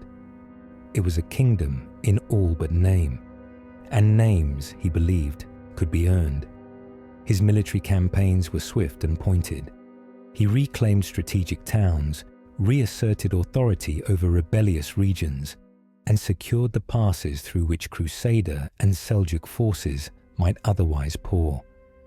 He built alliances through marriage, through trade, through hosting foreign knights in times of crisis. But he never ceded his autonomy. If a Crusader lord grew too bold, Leo reminded him whose mountains they were. If a Byzantine emissary came bearing demands, Leo responded with feasts and refusals wrapped in diplomacy. It was during Leo's rule that the Armenian Church and the Latin Church began their most intense negotiations. The papacy had long hoped to fold the Armenian faithful into the Roman fold. Leo, ever the strategist, did not close the door. He sent warm letters. He invited clerics. He discussed the unity of Christendom, but he made no promises. He understood that spiritual alignment, in the eyes of the West, could unlock something he truly wanted: recognition of Cilicia as a Christian kingdom, a coronation, a crown sanctioned not just by tradition, but by Europe. And so he played both hands: loyalty to his church, friendship with Rome, faith as a banner that could be interpreted as needed. It was not deception. It was survival shaped into vision. And in 1198, his persistence paid off. With the approval of the Holy Roman Emperor and the papacy, Leo was crowned king in Tarsus, in a solemn ceremony that echoed with centuries of Armenian longing. The lion had roared softly, but the world had heard. His coronation marked more than a personal triumph. It was a moment carved out of centuries of displacement, a crown not of conquest, but of return. The Armenians had built something real, and now the world was forced to see it. Leo stood not just for himself, but for every mountain passed, every village burned and rebuilt, every prayer whispered in exile. He was not perfect. No ruler is. But in his ambition, tempered by care, Cilicia found its voice. The crown rested on Leo's head, but sovereignty is never held in gold alone. It is tested, pressed, questioned, especially when the kingdom it represents stands alone, hemmed in by larger powers with longer memories. After his coronation in 1198, King Leo I reigned not from a throne of peace, but from a position of constant calculation. Cilicia was surrounded. Byzantium, though weakened, still claimed spiritual and territorial rights. The crusader states saw Leo's authority as useful but conditional. The Seljuk Turks eyed the mountain passes with habitual hunger. And to the south, the Ayyubid dynasty, fresh from the campaigns of Salah ad-Din, was growing bolder. Yet despite the tension at every border, Leo held his ground. And more remarkably, so did his kingdom. He understood that sovereignty did not mean isolation. It meant navigating the demands of neighbors without letting their pressure define your path. So he wrote letters, hundreds of them, to courts in Europe, to popes, to emperors, not pleading, but presenting. Here is our land, he wrote. Here is our history. Here is our right to be recognized. And many listened, not because they cared deeply for Armenia, but because they saw in Cilicia a strategic friend, Christian, well-placed, capable. And Leo, ever aware of perception, made sure his kingdom looked as stable and devout as any in the West. Internally, sovereignty meant more than diplomacy. It meant delivering what a kingdom must: order, justice, protection. Leo expanded legal reforms, codified customs, and strengthened the reach of his officials. He walked a narrow road between enforcing power and preserving loyalty. The Armenian nobility, proud and independent, would not tolerate domination, but they respected clarity. Leo offered that. In return, they offered relative peace. Church relations remained a quiet, potent issue. Leo had promised much to the Latin Church, hints of religious unity, gestures of goodwill. And Rome watched closely, eager to bring the Armenian rite into its fold. But Leo, while generous in tone, remained firm in practice. He knew his people would not accept spiritual colonization. So he played the middle ground. Latin clergy were permitted to visit, even to preach. But the Armenian church retained control. The faith of the mountains was not for sale. At the edges of the kingdom, tension stirred. The Seljuks tested the eastern front. Ayyubid incursions pushed up from the south. The Byzantines attempted intrigue rather than invasion, sending letters full of veiled claims and distant titles. Yet time and again, Leo met these pressures with strength. His fortresses held not assistant. His generals, trained in both terrain and timing, repelled raids before they could rout. His informants knew when to close gates and when to send riders. The kingdom bent under pressure, but did not break, and all the while trade flowed. Caravans from Aleppo, merchants from Cyprus, pilgrims from the Holy Land. They passed through Cilicia and left coins in its markets, stories in its inns. Sovereignty did not mean turning inward. It meant choosing what to allow in. Leo welcomed commerce, welcomed diplomacy, welcomed stories that would carry word of his kingdom across distant courts. He wanted Cilicia to be remembered not only for its walls, but for its presence in the world. By the end of his reign, the kingdom stood taller than ever before. It had not become an empire, but it had become undeniable. Surrounded on all sides, it had not collapsed. It had carved out breath. And Leo, crowned amidst a world of shifting sands, had taught his people that sovereignty was not the absence of enemies. It was the strength to remain whole, principled, and proud in their shadow. From the outside, the kingdom of Cilicia seemed intact, its fortresses firm, its crown settled, its name etched at last into the ledgers of Christendom. But inside its walls, where echoes of loyalty should have lingered, there were fractures, not loud, not sudden, but slow, quiet, dangerous, the kind that don't split a kingdom in two, but rot it from within. After Leo Thurne's reign, the crown passed on, but the clarity that had defined his rule did not. In the space between kings, ambitions rose like weeds. nobles began to test their strength not against enemies at the border, but against each other.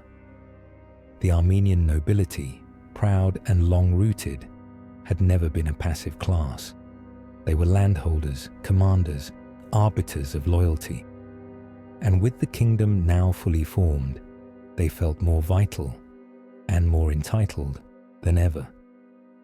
Some believed the crown owed them for their years of service. Others believed their bloodlines gave them equal claim to rule. The court became a stage of quiet rivalries, every appointment questioned, every decision weighed for hidden intent. The king's council chambers grew more crowded, not with wise men, but with watchers. Marriages, once tools of diplomacy, became weapons in internal politics. A single union could shift the balance of a region. A daughter wed to the wrong house could tip alliances. Feasts grew colder, gifts more symbolic and more threatening.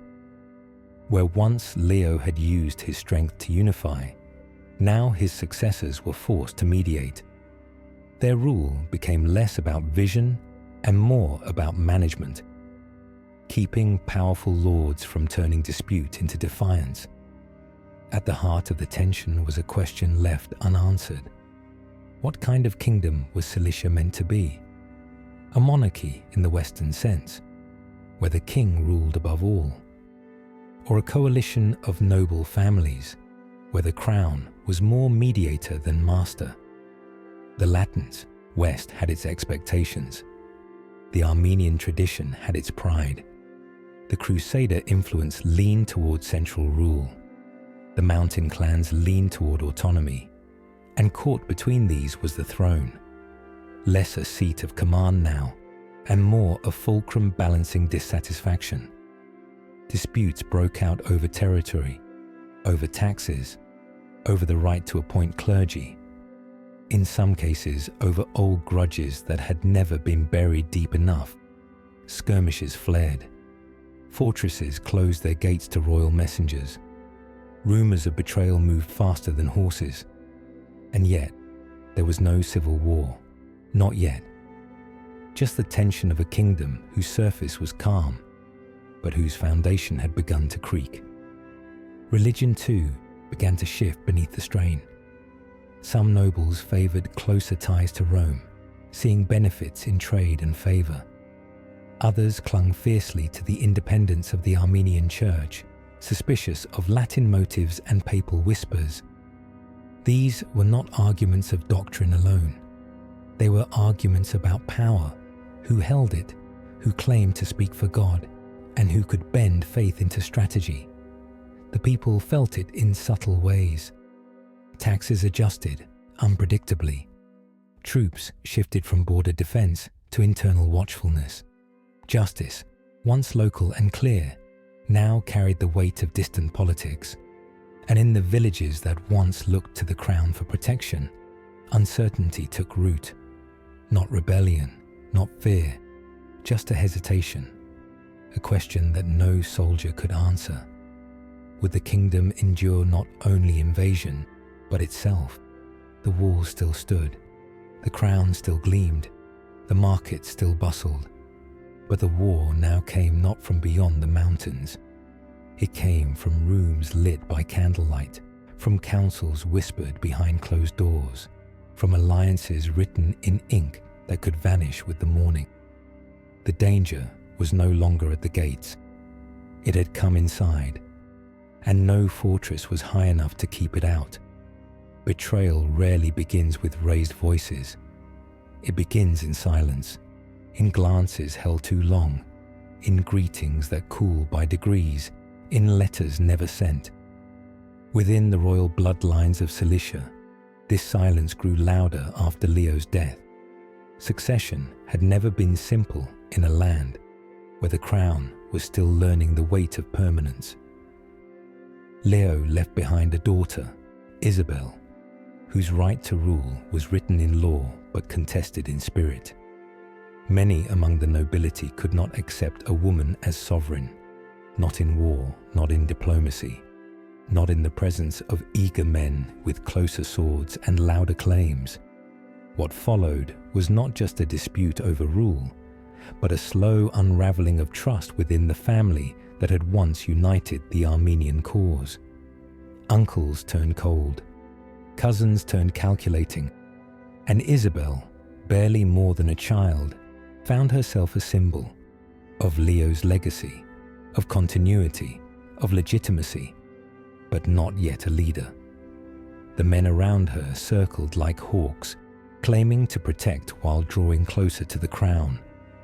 At the center of this quiet storm was Constantine of Barbaron, a powerful noble and Isabel's distant relative, who understood that influence was often more valuable than inheritance. Constantine arranged Isabel's marriage to his own son, Hetum. On paper, it was a union of families, a consolidation meant to bring peace. In truth, it was a pivot in the kingdom's soul. The Rubenid line, direct descendants of Reuben the Feu and Leo the Lion, was now fused with the Hetumid house, a powerful clan with its own ambitions, its own vision for Cilicia, and its own methods. The marriage was crowned with formality, but beneath the wedding hymns, many heard a eulogy, not for the kingdom, but for its first pure line of rule. Hetum would eventually become king, and with his reign came strength, expansion, and renewed alliances. But the path to that crown was paved with quiet betrayals. Some in the royal circle viewed Constantine's maneuvering not as statesmanship, but as theft. Others saw Isabel not as a queen, but as a hostage, and the nobility, always watching, adjusted their loyalties based not on blood, but on survival. Families that had once served Leo without question now served the winds, changing course with every shift in court. Even within monasteries, the marriage was debated. Some bishops blessed the union, others worried aloud. Could a kingdom built on memory survive the erasure of its founding line? The Rubenid name still held power in the hearts of the people, but that name now shared its space, its legacy, with new hands, new voices, and perhaps new intentions. No swords were drawn in the throne room, but the betrayal had already happened, in choices made without consent, in futures rewritten in candlelit corridors. And yet, betrayal is never simple. The union of Isabel and Hetum would, in time, bring stability. It would strengthen the kingdom. It would build bridges to Europe and fortify defenses against the East. But the cost was identity, a lineage diluted, a legacy rerouted. The dream that Reuben had planted and Leo had crowned was no longer singular. It was shared or taken, depending on who told the story. For the people, the change was not immediate. Markets still opened, fortresses still stood, the church still sang. But a new name had entered the hymns, a new line drawn in the royal tree. And while the kingdom endured, something beneath it shifted, not enough to topple, but enough to remember. In Cilicia, where family had once meant unity, it had become something else. A battlefield of quiet decisions, each one a step away from what had been promised. Protection always comes at a cost. In Cilicia, the price was never written openly, not in law, not in treaty, not in coin. But it was paid all the same. As the kingdom grew in name and strength, so too did its need for security. Surrounded by shifting powers, unreliable allies, and relentless threats from east and west, the Armenian kings were forced to make decisions that favored endurance over pride. And often, that meant welcoming foreign influence in exchange for temporary peace. Hetum I, now king by both marriage and maneuver, understood this deeply.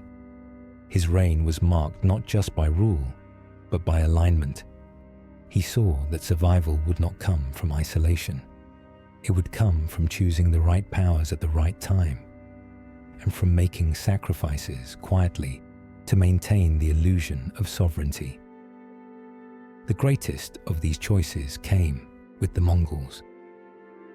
To many in the Christian world, the Mongol Empire was an unknown force, distant, vast, feared, but to Hetum, it represented possibility. The Mongols were pressing westward, crushing Seljuk resistance, redrawing maps with fire, and Hetum saw in them a way to protect Cilicia from its greatest threat, Muslim empires to the south and east. He travelled personally to the Mongol court, an act few kings would risk, and secured an alliance. It was not made of warmth, it was made of calculation. The Mongols would spare Cilicia. In return, the Armenians would support Mongol campaigns, offer troops, offer passage, offer loyalty, or at least the appearance of it. The deal preserved the kingdom. For a time, the Seljuks were pushed back. Muslim rulers looked elsewhere, and Cilicia, too small to fight such battles alone, now stood under a shadow that, while foreign, was powerful enough to deter enemies. But the alliance changed things. It brought Mongol customs into the court. It raised questions within the clergy. Could a Christian king bind himself to pagan conquerors? Could the ends truly justify the means? The church hesitated. The people, too, whispered. They did not protest openly. The benefits were clear. Trade routes were protected, raids slowed, and Hetum's diplomacy brought temporary calm to a stormy frontier. But beneath the peace was a tension that could not be spoken. Every act of protection required something in return. A portion of crops sent to support Mongol troops. Armenian soldiers dying in foreign campaigns. Cultural edges softened to appease guests who did not kneel before crosses. It was not domination, but it was not independence either. The Crusader states, once skeptical of Cilicia's strength, now looked with renewed interest. Some applauded Hetum's strategy. Others questioned his loyalty to the Christian cause. Rome remained distant, watchful. The Byzantines, resentful of Cilicia's continued defiance, found new reasons to undermine it. And within the kingdom itself, noble families who had once dreamed of a pure, autonomous Armenian rule now found themselves torn between gratitude for security and grief for what had been traded to gain it. Hetum never spoke of regret. He saw his choices not as betrayals, but as burdens. He bore them not for glory, but for continuity. He knew that a kingdom that could not defend itself would not live long enough to argue about its soul. And in this, he was not wrong. Cilicia survived because of these alliances, but it was reshaped by them. The cost of protection was not only paid in coin or in blood, it was paid in identity, in silence, in the slow erosion of certainty. And yet, the kingdom stood. The churches still opened their doors. The markets still sang. Children still learned the old prayers. For now, that was enough. The storms were held at bay, but those within the walls knew what it had taken to keep them standing, and they wondered, quietly, how long the balance would hold. In a kingdom built on kinship, sometimes it was the brothers who cut the deepest. As Cilicia moved through its golden years under the Hetumid kings, what had once been a strength, the closeness of noble houses, the web of shared ancestry and alliance, began to tangle. The family tree, once a symbol of unity, now grew wild.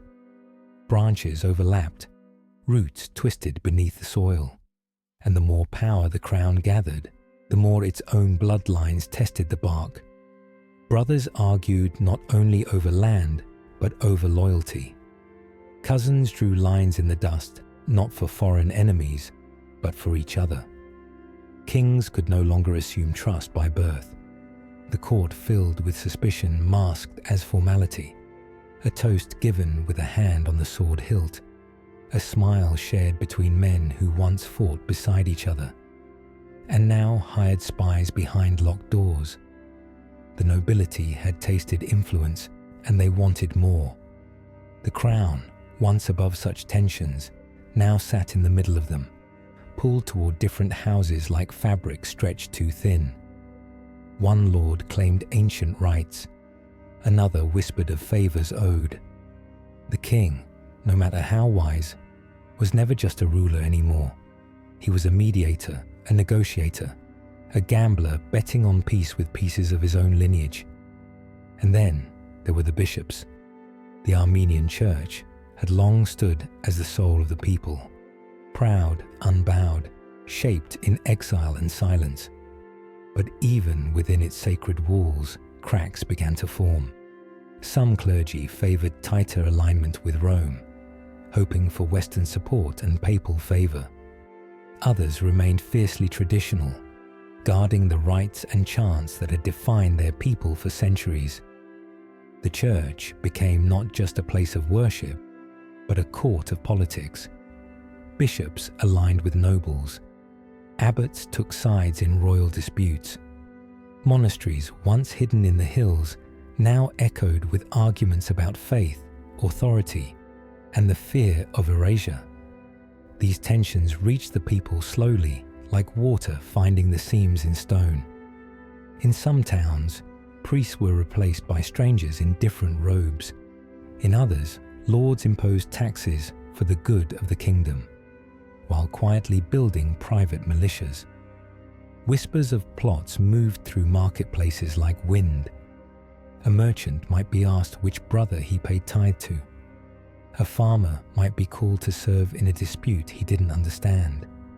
And beneath it all, the question loomed: who truly ruled Cilicia, the crown, the church, or the blade? Hetum, and those who followed him, worked tirelessly to hold the kingdom together. But even they knew that power was now scattered. No decree went unchallenged.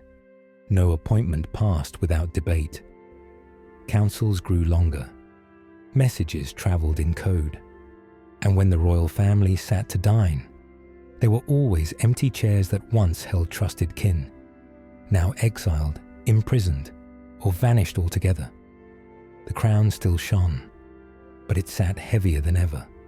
The people endured, as they always had. They harvested, they prayed, they sang the old songs, but they also watched.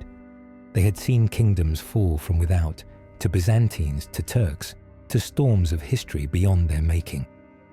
Now they wondered if it would fall from within, if brothers would burn what no enemy could take, if bishops would split the faith that had survived fire and flight, if blades, drawn quietly behind the walls, would do what no siege ever managed. Cilicia was still a kingdom, still proud, still spoken of in foreign courts with admiration. But inside, beneath the golden banners, there was noise, the kind of noise that comes before something breaks. And in the silence that followed each council, each coronation, each feast, one truth remained. Not every threat rides from the horizon. Some are born under the same roof. They arrived folded in soft vellum, pressed with wax that bore foreign crests. Letters from France, from Italy, from kingdoms where winter fell hard and news travelled slow. The Armenian court in Cilicia, nestled between threat and promise, had become a point of fascination in Western Europe. Here was a Christian kingdom holding its ground on the edge of Islam, an island of familiar faith in a sea of uncertain allies. And so the letters came, from kings, from popes, from barons whose eyes had never seen Mount Taurus, but who had heard of Tarsus, of Cis, of a crown worn by a lion-hearted king. The letters spoke in the language of diplomacy, brotherhood, devotion, the will of God. They offered blessings, requests, suggestions veiled in flattery. A count in Champagne asked for a marriage alliance. A bishop in Lyon inquired about relics. The Pope distant in Rome, sent greetings that read like scripture and strategy at once. These were not casual correspondences. They were calculated invitations to join councils, to send troops, to support crusades, to remember who held the keys to the wider Christian world. In return, Cilicia sent answers, carefully crafted, translated with precision, sealed with both reverence and caution. The Armenian kings understood the game. They replied with warmth, but not weakness. They welcomed recognition, but not ownership. Letters from Cius did not beg. They reminded. They reminded Rome of Cilicia's loyalty, of its history of resistance against the infidel, of its role in protecting the roads between Antioch and Edessa, between hope and collapse. The tone was firm but humble, enough to be heard, but never patronized. These exchanges filled the quiet moments between wars. While swords rested in sheaths and borders held their breath, the kingdom negotiated its identity on paper. The clergy debated each phrase. The scribes rewrote entire paragraphs to avoid offense. A single word, communion, obedience, ally, could change a season's peace. The letters were not decoration. They were diplomacy's blade, sharper in many ways than any soldier's steel. Rome's interest was never neutral. The papacy sought unity, not just of purpose, but of right. The Armenian Church, with its ancient customs and fierce independence, was both a fascination and a frustration. Repeatedly, the popes urged union. They requested councils. They sent envoys with honeyed words and lists of doctrinal adjustments. Sometimes the language was gentle, a call for harmony. Other times, it pressed harder. Warnings about heresy, isolation, the danger of standing alone. Cilicia responded with balance. The kings could not afford a rupture with Rome, not when Latin support might mean trade, arms, or political favor. But they could not alienate their own clergy either. The faith of the people was not Rome's to change. It had survived exile, fire, centuries of foreign interference. It would not be surrendered for convenience. And so, the court walked a narrow bridge, offering gestures of goodwill, while defending liturgies with quiet resolve. In the space between battles, this correspondence became the true theatre of power, not armies, but parchments, not victories, but recognitions. The Armenian Kingdom was not asking to be discovered. It was asking to be seen rightly, not as a borderland, but as a sovereign land with its own light, its own sound, its own prayer. The silence of those years was not stillness. It was filled with the rustle of scrolls, the scratching of ink, the murmur of translations. In this silence, the kingdom shaped its legacy, not with conquests, but with convictions. And though the letters faded with time, though the seals cracked and the names changed, something endured. The voice of a small kingdom speaking calmly into the wind, refusing to disappear. Before the noise of battle returned, there was a pause. Long, careful, heavy with decisions not yet made. Levon I, crowned king after years of preparation and promise, understood that silence could be just as defining as war. The dust of earlier generations still lingered on the marble floors of Cius. Leo the Great had roared. Hetum had bargained. Now, Levon stepped into a world that waited, not for conflict, but for clarity. The borders were quiet, but the kingdom was not still. Beneath the calm, things shifted, not visibly, not suddenly, but unmistakably. Levon inherited not only a throne, but a question.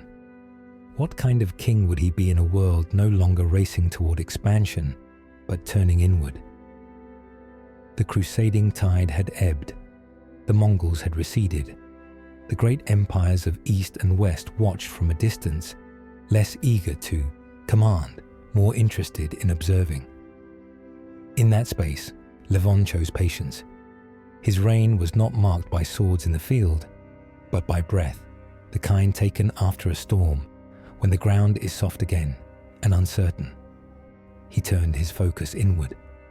Fortresses were inspected, not reinforced. Roads were cleared, not expanded. Trade was not grown, but stabilized. There was nothing flashy in his rule, no grand proclamations, no sweeping reforms. Instead, there was constancy. Letters answered, grain stored, marriages arranged with quiet calculation. In the court, some whispered of missed opportunity. Others saw wisdom. Levon had inherited a kingdom not at risk of collapse, but at risk of drifting. And so he anchored it, with detail, with steadiness, with a gaze fixed not on conquest, but on cohesion. The nobility, long restless, found themselves momentarily without excuse. The crown did not provoke, the court did not favor. Even the church, always poised to challenge or defend, was met with neither hostility nor blind obedience. Levon listened. He consulted. He delayed, and in delay, diffused. Where others might have raised armies, he hosted banquets. Where others might have rewritten laws, he revised them gently, line by line.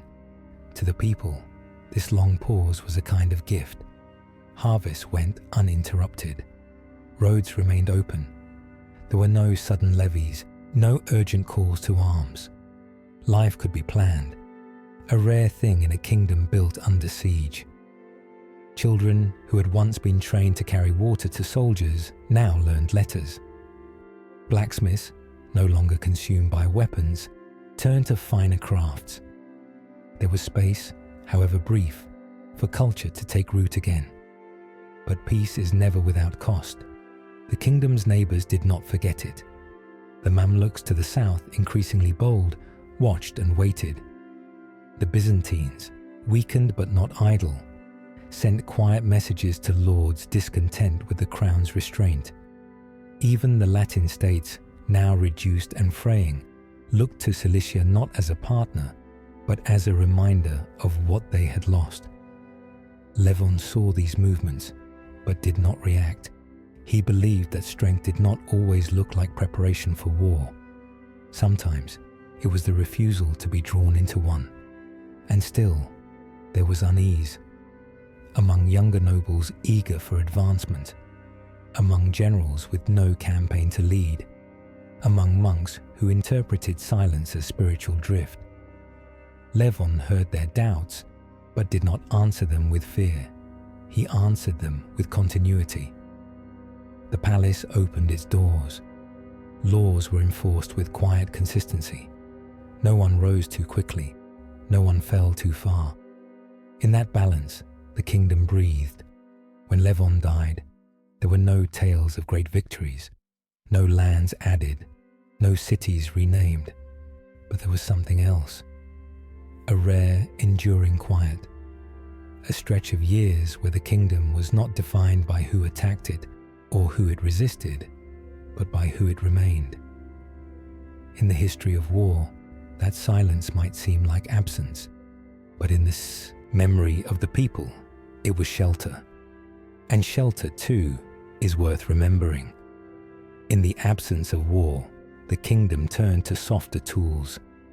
Marriages that mended borders, treaties that eased tension, and symbols that reminded the world Cilicia was not merely enduring, but still shaping its own story. Levon's long pause was not stillness. It was negotiation with time.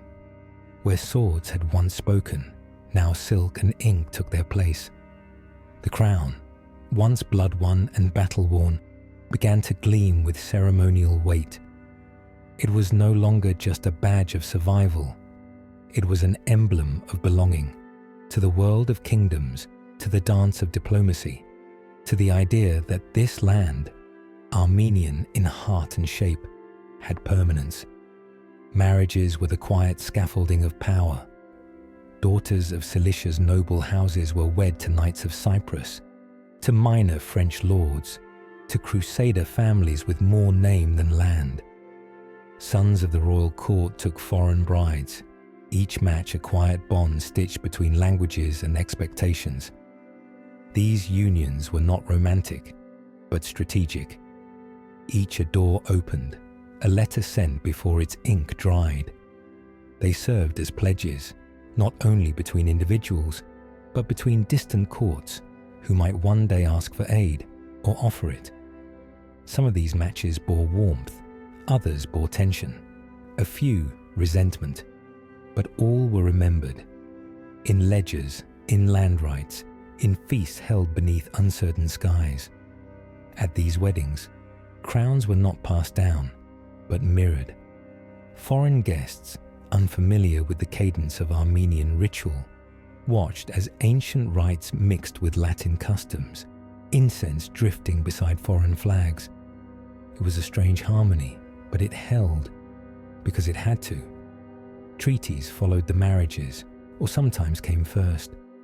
Pages lined with promises, borders agreed upon with language designed to bend. Levon signed carefully. Not all promises were equal. He knew that the ink of diplomacy was often written over by later generations. Still, each treaty bought something. A winter without raids, a grain shipment spared from tax, a papal envoy silenced with formality. The Mamluks were offered gestures of neutrality. The Latins were offered gestures of unity. And between the two, the kingdom stood. Not immune to threat, but always slightly outside its reach. In this space, the crown changed, not in shape, but in meaning. It was no longer a symbol of defiance. It had become a symbol of belonging, not to any empire, but to the idea of order, of state, of civilization. It rested on Levon's brow in ceremonies filled with incense and string music, as priests and nobles gathered in stillness. And beyond the halls, the people heard of it. They heard that their king had hosted envoys from Sicily, from Hungary, from Rome. They heard that maps in Europe now marked their kingdom by name, not always accurately, not always kindly, but marked nonetheless. The crown of gold was not simply an object, it was reassurance that the battles fought by their grandfathers had not been in vain, that their language, still sung in churches and carved in stone, belonged in the world, that their hills, though small, were theirs, and visible now beyond the horizon. Of course, none of it was permanent. Treaties fray, marriages falter, crowns are passed, sometimes too quickly, sometimes too late. But for a time, these tools, gentler than swords, but no less sharp, kept the kingdom whole. Levon's diplomacy was not romantic. It was survival without humiliation, pride without provocation. In the quiet space between the wars of others, he gave his people something most rulers fail to deliver: time. Time to grow old in peace. Time to teach their children the names of places that were still theirs. Time to wear their identity not as resistance, but as a reality. And that too is a victory. In the palaces of seers and the manors scattered through Cilicia's valleys, the night air often carried music. Lutes, soft drums, the silver thread of voice rising in songs older than the kingdom itself. During Levon's reign, and those who followed in his calm rhythm, these nights became more frequent, not because danger had vanished, but because the people needed them. Feasts were held in candlelight, with bread and wine passed down long tables, and poetry read aloud as if time itself had paused to listen. Foreign guests marveled at the harmony. Local lords, weary of court tension, let down their shoulders for a while. It was in these hours, brief, golden, that Cilicia felt most like a kingdom not merely surviving, but living. The music spoke of rivers and ancestors, of exile and return, of saints and soil. It was a music born in longing, but now sung in presence. And yet, beyond the walls where the candles flickered, men still slept in armor. Horses were still kept saddled. Watchmen still scanned the passes. Mornings came with movement, caravans loaded at first light, scouts dispatched to the eastern hills, letters sent in pairs in case one did not arrive. The kingdom was quiet, but it was never unguarded. Lieven's rule had taught balance, and his successors, at least for a time, continued it. There were no grand expansions, no declarations of empire, but there were movements, slow and steady, meant to ensure that the music could continue. Garrisons rotated. Officers trained younger men in tactics shaped by the land. Supply routes were tested and retested. Every village had a place in the larger design. Even in stillness, the rhythm of defense remained. Foreign alliances meant foreign visitors, French knights, Cypriot merchants, papal delegates. They passed through Cis, through Tarsus, leaving behind gifts and observations. Some came expecting backwardness and found libraries. Others came expecting weakness and found steel. The Armenian court was neither purely Eastern nor comfortably Western. It lived in a blend, wearing crosses familiar to Rome, but singing prayers older than Latin. This blend confused some, it unsettled others, but it made Cilicia what it was, a place that belonged to itself. The people, too, adjusted to this rhythm. Market stalls reopened after feasts. Monks returned to scriptoria. Farmers rose before sunrise, not just to tend their fields, but to prepare in case of summons. Songs sung at night were replaced by the dull ring of hammers in the morning. A kingdom at peace does not forget war. It simply learns to carry it in quieter ways. The royal court maintained its rituals. Gifts exchanged between houses. Letters read aloud. Judgments rendered in stone halls where light slanted through coloured glass. The church bells rang regularly. Their tone more serene now, less frantic than in years of siege. Bishops and abbots argued, yes, but they argued in safety, a rare privilege. Even theological disputes, once soaked in fear of foreign interference, now had the space to unfold in language rather than panic. But always, always, the mornings reminded the kingdom of what lay beyond its borders. The Mamluks had not disappeared. The Byzantines still plotted in silence. The Crusader states, broken and bleeding, offered neither threat nor security. The roads to the east grew less predictable. The coast, though open, began to speak of darker rumours. Pirates, embargoes, shifting tides in European interest. The quiet would not last forever. Yet during these years, the kingdom exhaled. Children born then would remember laughter in the courtyards and the way music drifted over city walls at night. They would remember the evenings when queens danced and old men recited poetry like prayer.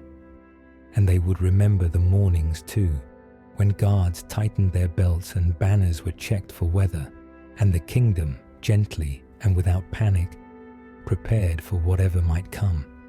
It began with a name that sounded foreign in the hills, Lusignan, a name of knights and crowns from the island of Cyprus, from the fading Latin kingdoms, from courts that knew how to wear silk while marching into sand.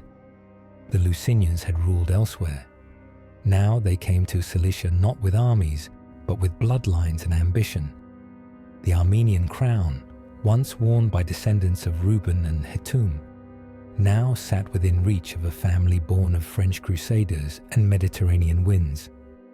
It was not the first shift in dynastic power, but it felt different, heavier, less organic, less inevitable. Leo IV, last of the Hetumid kings, died without a clear heir. and in the tangle of succession and compromise, the Lusinians stepped in, not through conquest, but through inheritance approved by treaties, by courts, by a world that had long stopped listening to what the people of Cilicia truly wanted. King Leo's niece had married Guy de Lusignan, and from this thread was pulled a new crown. But with the new crown came a new tone. The language of the court bent toward Latin. The prayers changed tempo. The rituals, once shaped by centuries of exile and memory, were draped in silk from another world. To some, the change was welcome. The West still held power, or at least the illusion of it. Aligning with the Lusinians meant friendship with Cyprus, with Rome, with the last embers of the Crusader dream. European merchants smiled wider, papal letters arrived faster, and yet, beneath the surface, something vital strained. The Armenian church, wary and proud, watched with clenched hands. The people, mountain-born, monastery-shaped, began to whisper. Not in rebellion, not yet, but in ache. The Lusinians, perhaps unaware of what they had displaced, ruled as they knew how. They introduced Latin bishops. French became more common in the court. Royal ceremonies mirrored those of European courts, less rugged, more refined, but also less rooted. The Armenian nobility, long accustomed to being heard, now found themselves second to foreign advisors. Treaties once discussed in candlelit Armenian monasteries were now signed in polished Latin scripts, overseen by men whose ancestors had never walked these roads. Still, no war erupted. No uprising cracked the hills. Cilicia had endured worse, and its people knew how to wait. But something subtle was lost, a sense of closeness, of ownership, of kingdom as home. Where the Rubenid and Hetumid kings had spoken with the voice of the valleys, the Lusinians spoke with an accent that belonged to another sea, and even when they meant well, they could not undo the distance their presence created. What made the shift harder was timing. The world around Cilicia was changing fast. The Mamluks were no longer merely watching, they were expanding, absorbing, enforcing. The Byzantines, though fragmented, still stirred, and the West, whose approval had once seemed so vital, had turned inward. The Crusades were fading. The appetite for distant defense was gone. The treaties signed by Lusignan kings were honored with smiles, but no ships, no swords, only silence. And so, Cilicia stood, not conquered, but changed. Its crown gleamed, but differently. Its court still echoed with ceremony, but the echoes no longer felt native. The Lusignan shift had not broken the kingdom, but it had tilted it. Toward the west, yes. Toward recognition, perhaps, but also away from its own heart, its own voice, its own deep and quiet history carved into mountain and hymn. The shift was not a betrayal. It was a turning, one made with logic, with alliances, with signatures that made sense on paper. But even logic leaves a bruise. And in the silent spaces of churches and villages, the people of Cilicia began to wonder, in reaching for survival, had they begun to vanish? Power in Cilicia had always been a delicate thread, stretched between loyalty and lineage, memory and ambition. But under the Lusinians, that thread frayed faster. The foreign blood now seated on the throne brought with it not just a change in language, but a change in understanding. The new kings, schooled in the politics of Cyprus and the Latin courts, believed the crown was an inheritance.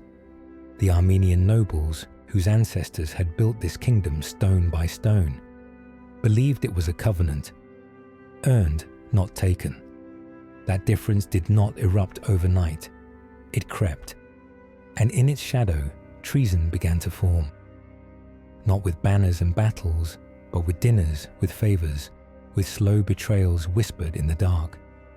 One man in particular, Constantine of Negir, once a trusted noble, began to maneuver in silence.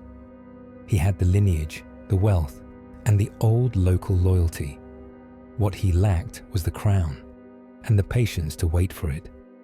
While the Lusignan kings, isolated by culture and council, leaned further into Latin alliances, Constantine built a quiet web of discontent. He reminded old houses of their displacement. He reminded abbots of Rome's heavy hand.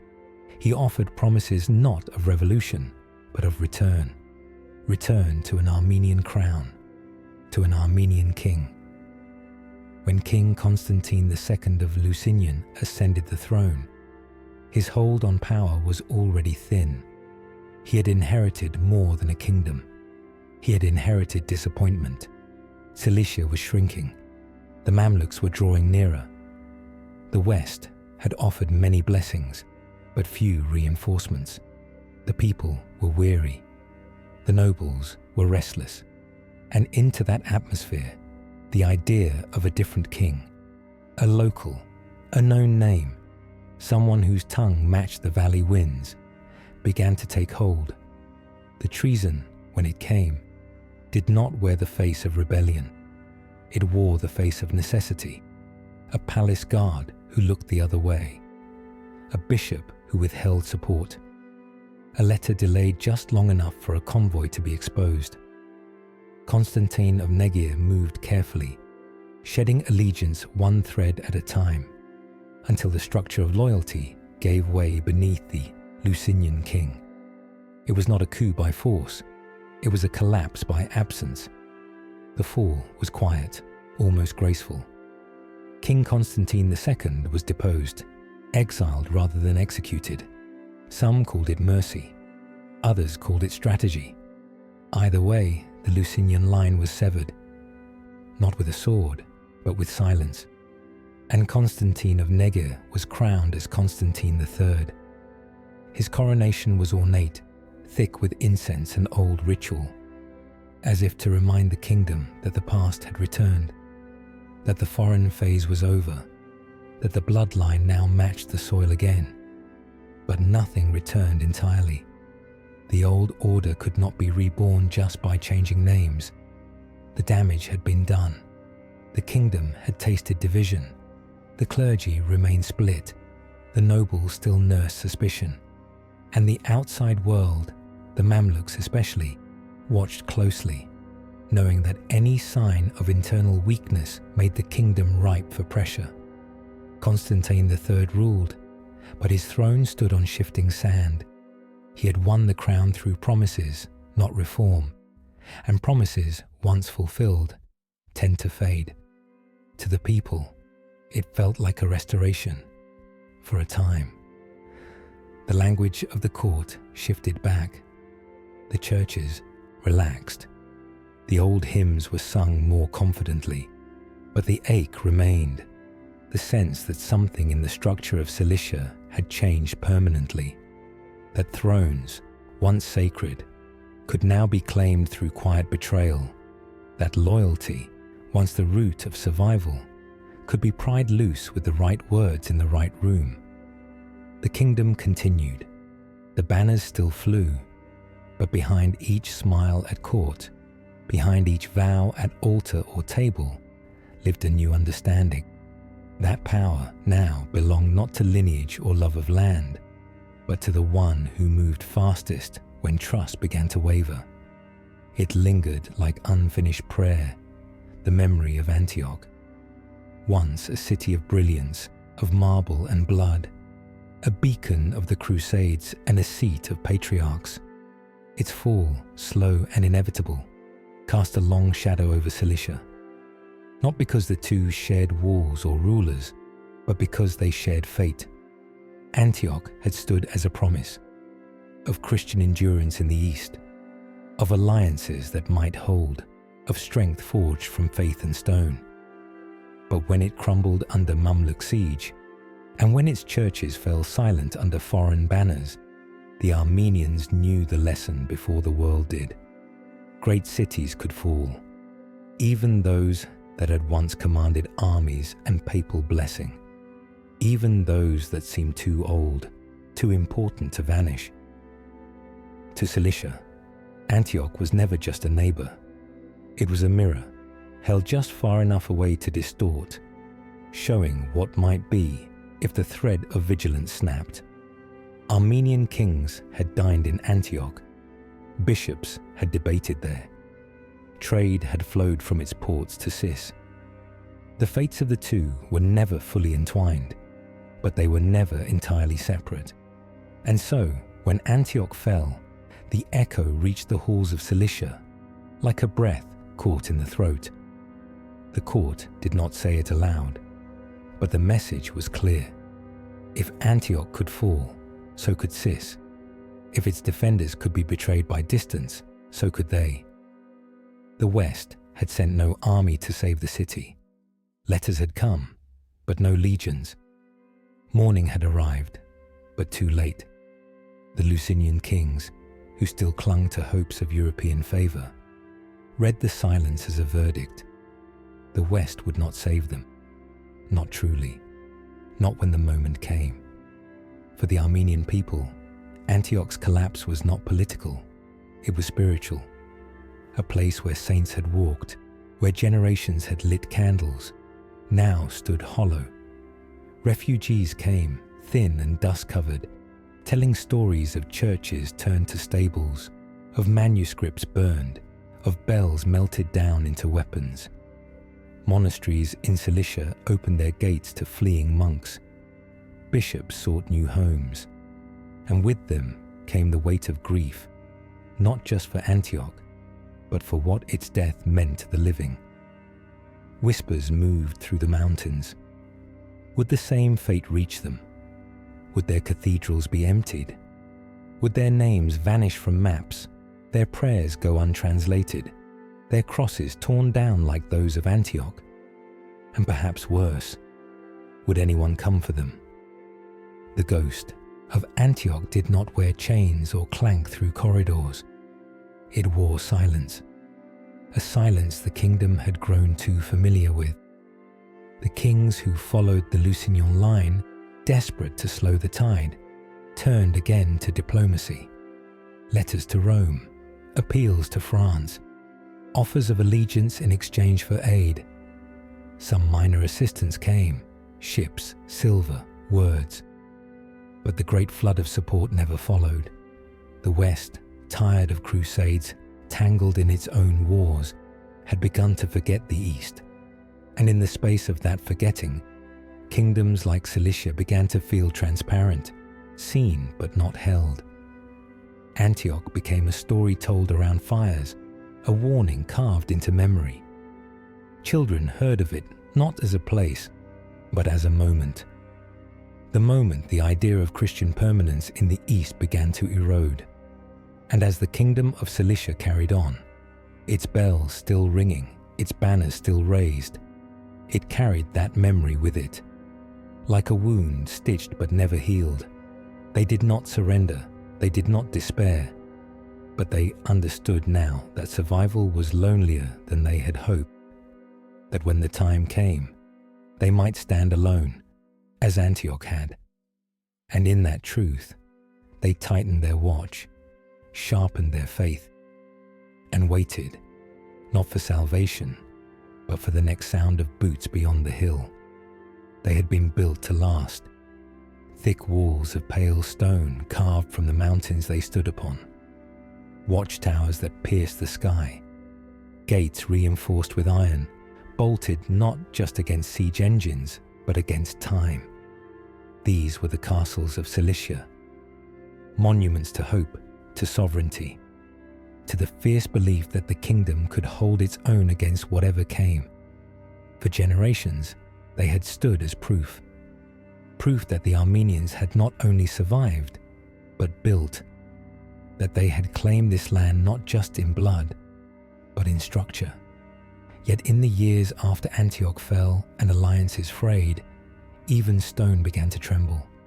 The Mamluks were pressing northward now, no longer slowed by the Latin kingdoms. They had tested Cilicia before: raids, border clashes, probing gestures. But now they came with certainty. Their path was not just conquest, it was closure. A sweeping erasure of what remained of Crusader presence, Christian rule, and autonomous power in the region. They did not rush. They advanced like a tide, steady, indifferent, inevitable. The castles, once silent and strong, became the front line. Each one was a test. Would it hold? Could it buy time? The first to fall was not the largest, but the most exposed. A southern fortress, familiar with skirmish but unprepared for prolonged siege, buckled under isolation. Its garrison fought well, but no reinforcements came. The roads had grown uncertain, the politics behind them hesitant. One by one, others followed, not from cowardice, not from weakness, but from neglect, from a kingdom stretched too thin, praying for rescue from friends who no longer answered. Some castles resisted fiercely. The defenders, descendants of the same families who had once held the Taurus passes against the Byzantines and the Seljuks, fought with the fury of history. Arrows from towers, boiling oil traps in narrow passes. They knew the land, they knew the stone, but the Mamluks knew how to wait, how to cut supply lines, how to turn terrain into trap. They laid siege not only to walls, but to time itself, and in time, the walls cracked. Messages were sent in all directions, pleas to Rome, to Cyprus, to Venice. They asked not for miracles, but for ships, for silver, for presents. Some answers came, but they were too little, too late. Cilicia, for all its history and alliances, now stood in a silence that felt familiar, the silence of watching promises unmade. When Sis, the capital, came into view of the Mamluk scouts, its fate already seemed written. The once imposing royal seat, high on its hill, held memories more than men. Its walls, though thick, could not shield the sense of abandonment that had settled inside. The king, weary and surrounded by half-hearted lords and fractured loyalties, prepared for negotiation even as his captains sharpened their swords. They knew this was no longer about defense, it was about dignity. When the final castles fell, they did not shatter. They surrendered, quietly, reluctantly, without spectacle. The banners were lowered, the doors opened not to welcome, but to survive.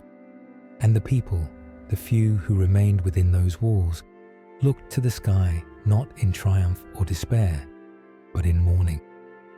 The fortresses had done their best. They had held longer than anyone expected. But in the end, stone without support is just stone.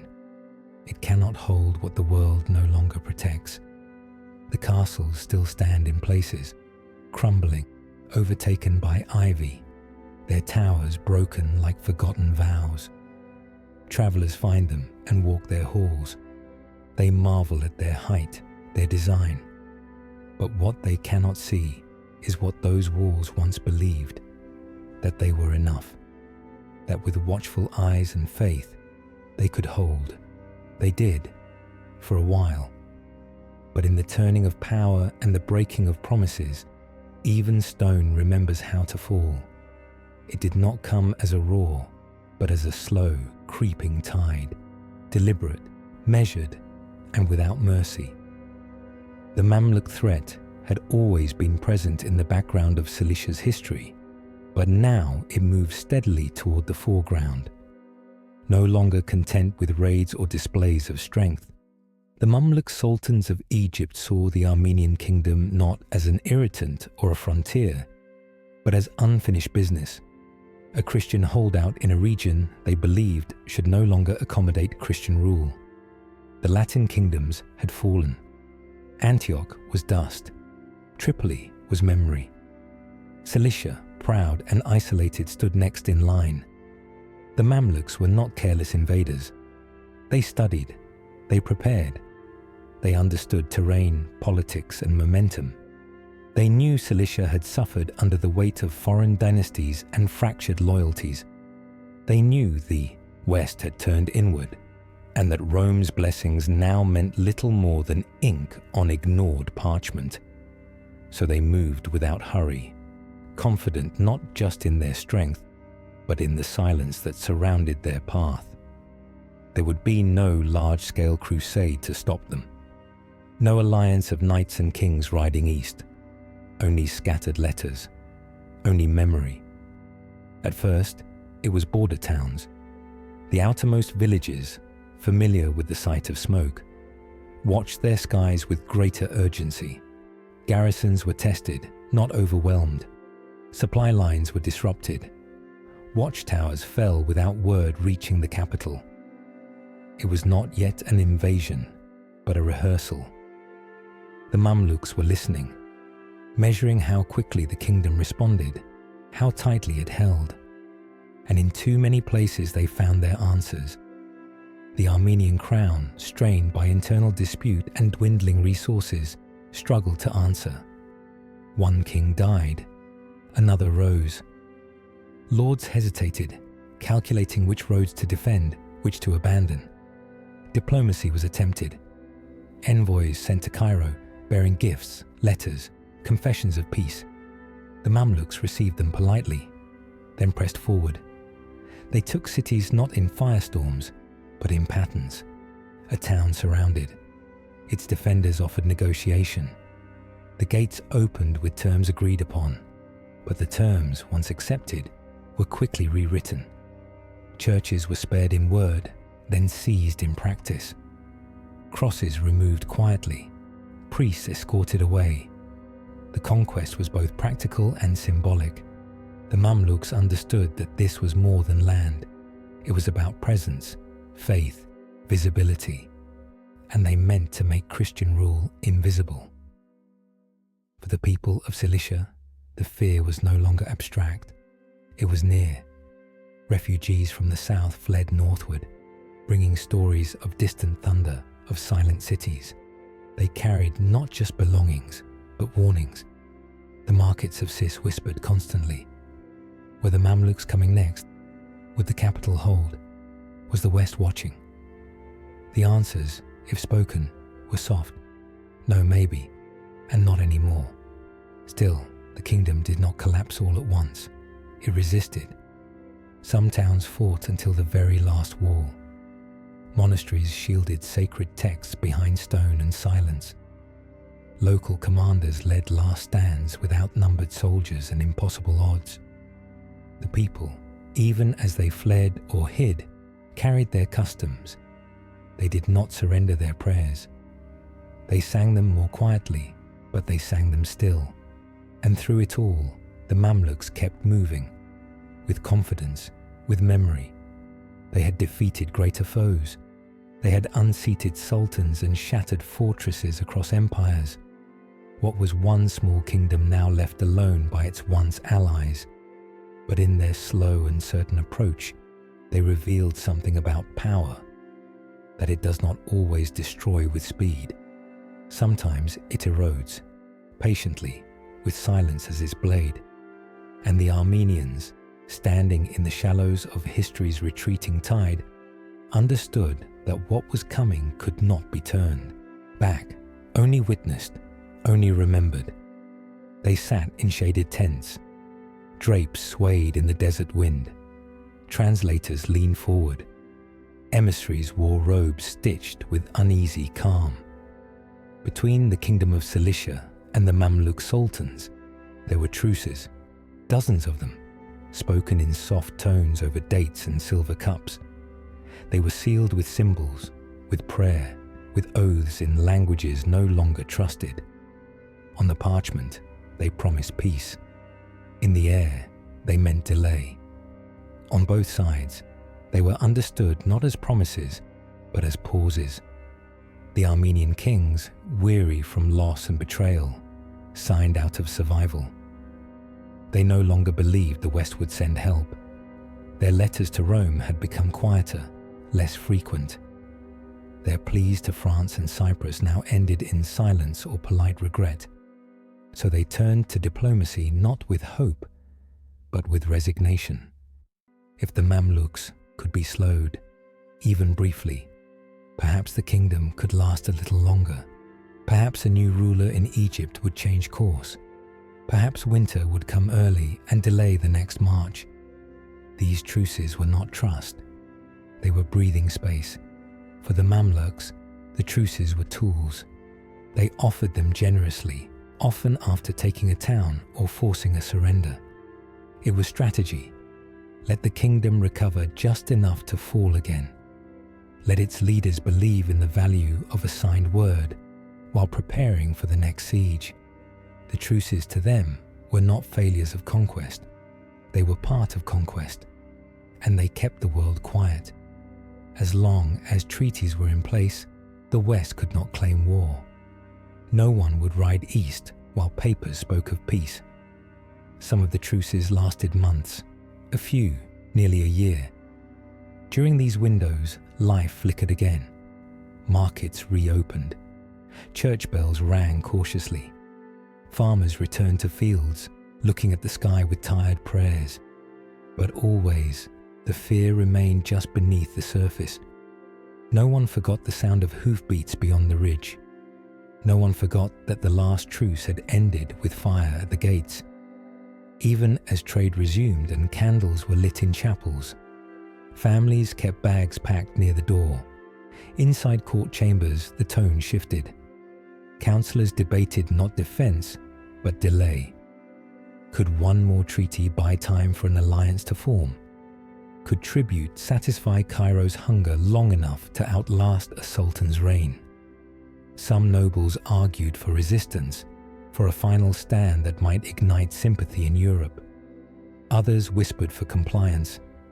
Better to survive as tributaries than perish as kings. But time passed, and with each truce the kingdom's soul thinned. Its walls held, but its purpose flickered. The clergy spoke with caution. Bishops, once fiery in their sermons, now chose words like balm. They reminded the faithful that kingdoms rise and fall, but the church endures. That God tests the steadfast. That surrender too can be sacred if it preserves the flock. And in monasteries, scribes wrote faster, copying old texts before they might be burned. They wrote not just for their time, but for a time they suspected would no longer include them.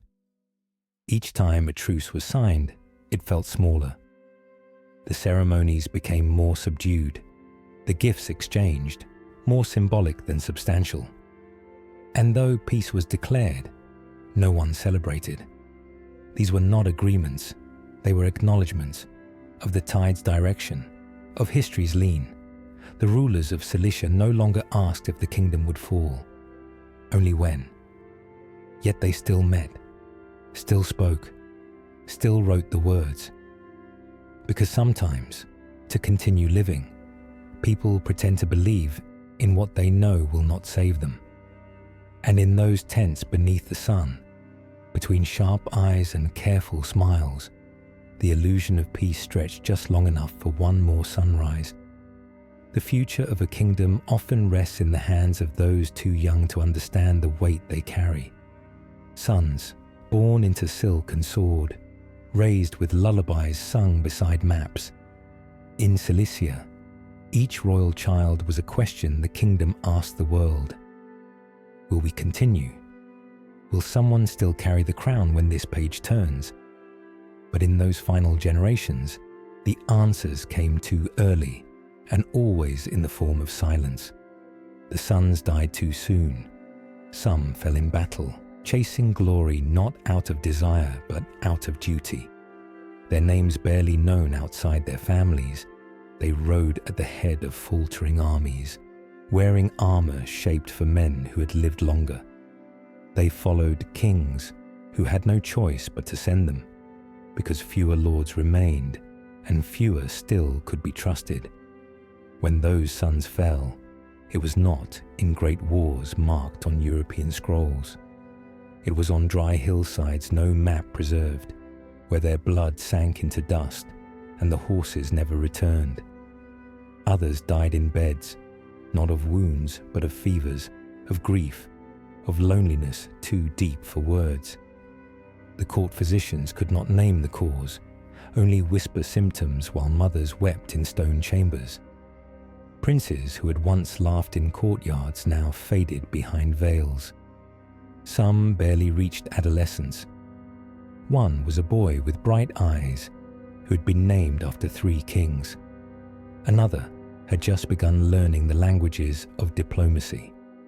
Their tutors stood silent in corridors after their rooms fell quiet. The people mourned them, not because they had known them. Few had seen their faces, but because each death was a crack in the wall. Each son was supposed to be the one who might save the kingdom, who might bring back unity, who might ride west and return with ships. But they did not. They could not. And with every funeral, the future narrowed. In Ciez, the capital, black banners were raised again and again. The royal chapel grew heavy with incense and the muttered prayers of bishops who had seen too many burials. The queen mothers, draped in shadow, stopped speaking in public. Courtiers walked with softer steps, as though noise itself might break what little remained. And when a new son was born, there was no joy, only quiet preparation. His robes were tailored in smaller sizes, his portrait painted quickly, his name whispered more often in prayer than celebration.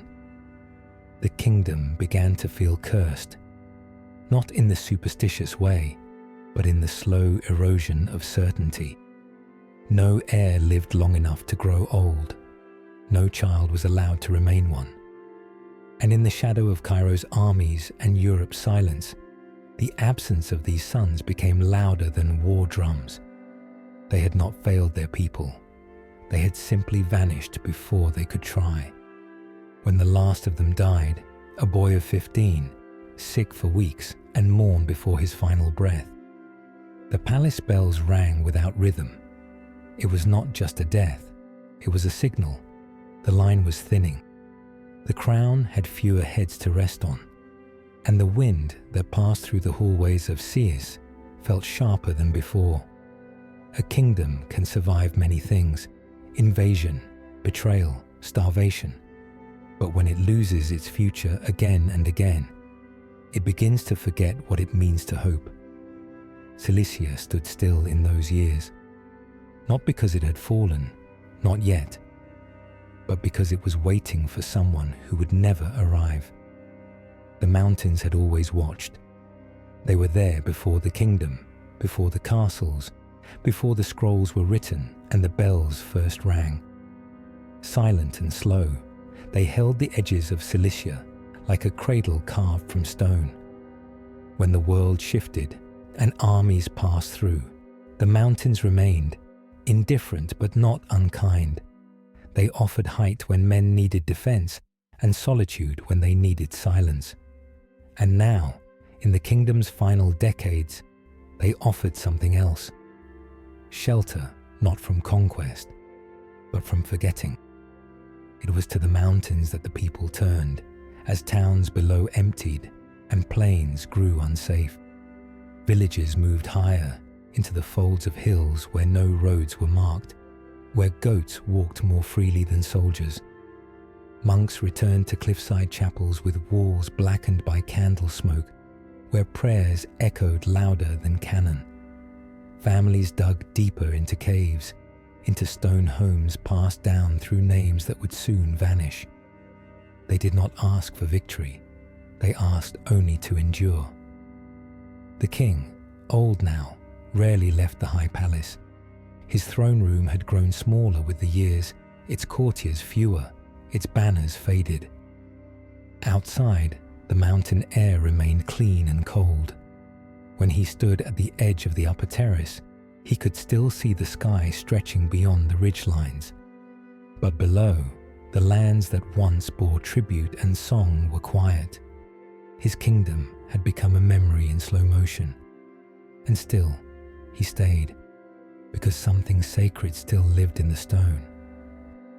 The monks kept writing, in scriptoria carved into the sides of cliffs. They copied gospels with shaking hands, knowing no one might read them. They painted saints on walls for a people who had stopped coming, but they did it anyway, not for recognition, but because the act itself meant the kingdom had not ended. A prayer written is a nation remembered, and memory, they knew, could outlive armies. The soldiers who remained did not call themselves knights anymore. There were no titles left to grant, but they watched the passes. They trained with swords dulled from age, and they taught the children how to move silently in the brush. They guarded not borders but stories. They carried with them not maps but names, of towns erased, of churches burned, of sons who died too early. Their loyalty was not to conquest. It was to keeping the sound of Cilicia alive a little longer. And the mountains, still watching, said nothing. They held all of this, the fading footsteps, the half-buried altars, the quiet voices of those who still sang in Armenian as the wind carried their song westward. No conqueror ever fully claimed these peaks. No banner ever truly stayed. The land had its own allegiance, and it was not to empire. In time, the kingdom would fall. Not in a moment, not in a blaze of trumpets or the shattering of gates, but in the slow vanishing that comes when the world turns its back. And yet, long after the sultans declared it ended, and the West wrote it into the past, the mountains still whispered it to those who listened, in the way a rock catches light, in the shape of a ruined chapel door, in the silence after a bell is gone. Cilicia did not disappear. It was held, in stone, in script, in the hearts of those who would one day return and find its traces. And in the end, it was the mountains that embraced the last breath of a kingdom too proud to ask for rescue, and too beloved to ever be forgotten. They do not always teach the small defeats. They are not written in gold or echoed in songs. But the kingdom was shaped more by these, the skirmishes, than by any grand battle. They came like the wind, sudden and uneven. A raid at dawn, a burned granary, a single outpost lost in the night. These were not wars, they were wounds, and over time they bled the Armenian kingdom slowly, steadily, without pause. Along forgotten trails, soldiers moved in groups of 10 or 20, sometimes more, sometimes fewer. Their targets were not cities, but silence, a mountain pass guarded by too few. A merchant caravan expected to return, but never did. The Mamluks understood this kind of war. They did not need to hold the land.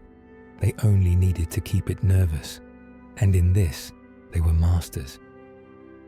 Cilicia answered with what it could. Militia bands, hardened by hunger and memory, struck back where they could. Swift, desperate strikes beneath moonlight. They knew the terrain, the shadowed corners of their homeland, but they were outnumbered, outfunded, outwatched. Each victory was bought with losses. Every successful ambush came at the cost of another village unprotected. In court, reports arrived daily. A village burned near Tarsus. A priest slain near the river crossing. A caravan vanished. The king would nod, ask for names, and then look past the windows, beyond the hills, toward the unseen coast. He no longer reacted with anger, only exhaustion. These were not battles that could be answered with armies. These were storms of ash, and he had only bare hands. The skirmishes frayed the edges of the kingdom. The border towns that once fed the capital began to empty. Some left willingly, others were taken. The lines on maps became uncertain, ink bleeding into nothing. And yet, the scribes kept drawing them, out of hope, out of habit, as if to say, we are still here. Children learned to recognize the sounds of distant riders before they learned to read. Women gathered their families at the first smell of smoke. Men who once forged tools now shaped blades from broken farm plows. It was not a war they could win, but it was life, and it was the only one left to live. Through all this, the kingdom spirit did not vanish. It adapted. Churches hidden in the hills held services in whispers. Traders found new routes through older paths. Songs were passed through generations by voice alone. No paper, no witness, just breath and memory. Because even in defeat, there was dignity. Even as the small fires burned, the people remembered how to build again. Sometimes, a lone victory would flare like a candle. A patrol driven back, a Mamluk banner captured, a child returned from captivity.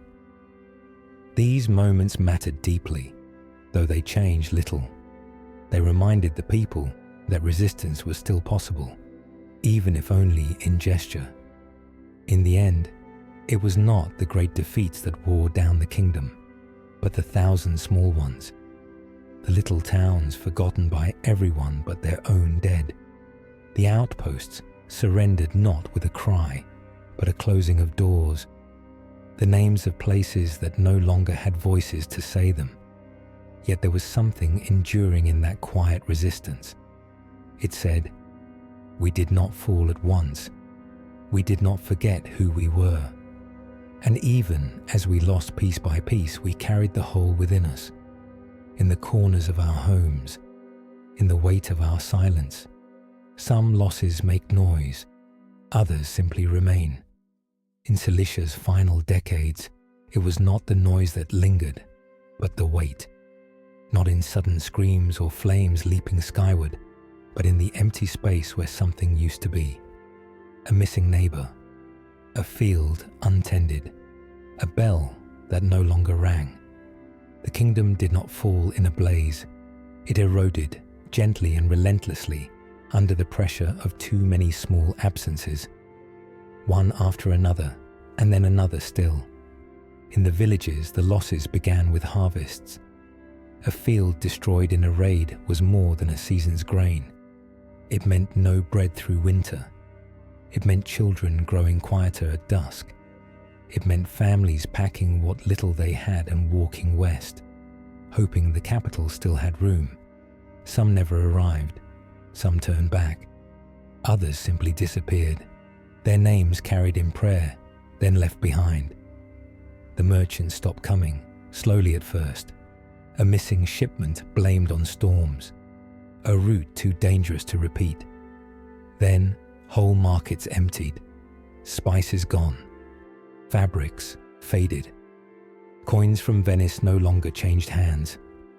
What remained was local, crude, familiar, necessary. Beauty became a memory traded in stories. Gold thread, the smell of saffron, polished glass.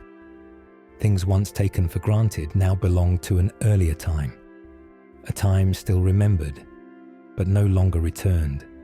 In churches, candles burned shorter. Donations waned. Priests still offered sermons, but their words carried a heaviness they hadn't before.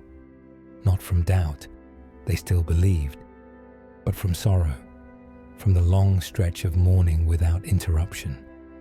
The names in the book of the dead grew longer than the list of baptisms, and the silence after services stretched just a little more each week. Every noble house in Ciis had lost someone, a brother killed in ambush, a daughter taken in siege, a son vanished between provinces. Portraits remained on stone walls, gazes painted to look always outward. But the rooms were quieter, conversations softer, celebrations rare. The court continued because it had to, for structure, for dignity, for the idea that the kingdom still lived. But the eyes behind every mask of formality had seen too much. Even the animals seemed to know. Horses grew restless at night, sniffing the wind like it carried memory. Dogs barked toward unseen figures, The mountains echoed more in those years, not with war, but with wind, as if the land itself had begun to notice the vanishing and grieved in its own quiet way. The weight of every loss pressed differently on each soul. Some responded with faith, clutching rosaries until their fingers bruised. Others turned inward, speaking less each day, as though words themselves had grown too sharp. And some, those who still held duty, bore it outward. Walking patrols, manning towers, repairing walls that no longer protected, but still stood out of pride. No one in Cilicia believed they were special for suffering. They did not ask the world to watch. They had long stopped asking for help. But in that private grief, there was something sacred, a kind of invisible endurance, not the strength of heroes, but the strength of those who stay, who remain until the end, even when there is nothing left to gain but the knowledge that they did not run. Because to count every loss is not to surrender, it is to bear witness. And in a world that forgets quickly, the weight of every loss is also the shape of what was loved, what mattered, what deserved to be remembered even in silence. It used to fly high, bright against the wind, stitched with gold thread and crimson thread, the emblem of a people who believed in themselves. The Armenian banner of Cilicia once marked not just a kingdom, but a promise that a scattered people could gather, govern, and endure. It had flown from the walls of castles overlooking rivers, from hilltop towers that had seen 1,000 sunsets. It had been raised above battlefields and carried through cities with music and prayer. But now it was fading. Cloth weathers in sun. Colors fade, threads loosen. But this was more than fabric. The banner's dimming felt like a soft unraveling of certainty, a signal not of surrender, but of exhaustion. Fewer hands lifted it, fewer hearts looked to it and felt pride, not because love had faded, but because hope had grown cautious. A banner needs belief, and belief, under siege for generations, had grown thin. In the capital, the great banner above the citadel still flew. Tattered at its edges, dulled from weather and time, it held on through ritual. No one dared take it down, even when the wind no longer caught it as it once had. It was a symbol now for something smaller. Not victory, not power, but memory. A declaration that something sacred had once stood here and had not yet fallen. Children no longer learned the story of the banner's design. In earlier years, every detail had meaning, every color, every lion, every cross.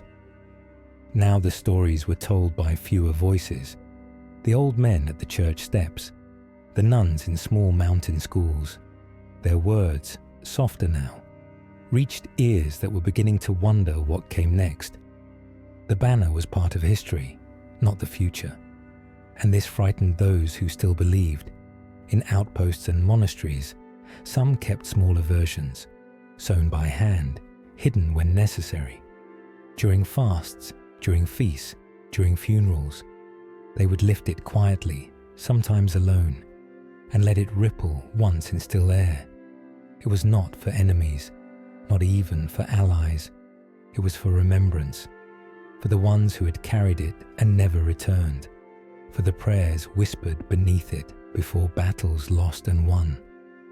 The fading of a banner is not a failure, it is a reflection. Of what time does to even the proudest ideas?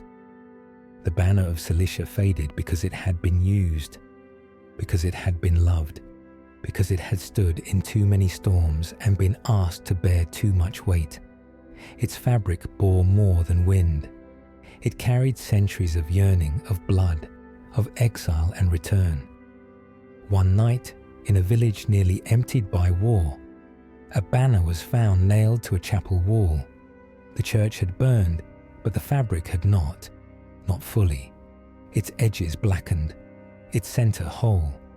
The villagers who remained stood before it for a long time. No one spoke. There was no ceremony, only stillness. And in that moment, it became clear. The banner no longer needed to fly. It had done its part. In the end, the banner of Cilicia would not vanish. It would become a relic, a story, a symbol etched into stone and memory, no longer raised on battlements, but in the quiet spaces of the heart. Because some things, once believed in fully, do not end when they fall. They remain, not as fabric, but as feeling.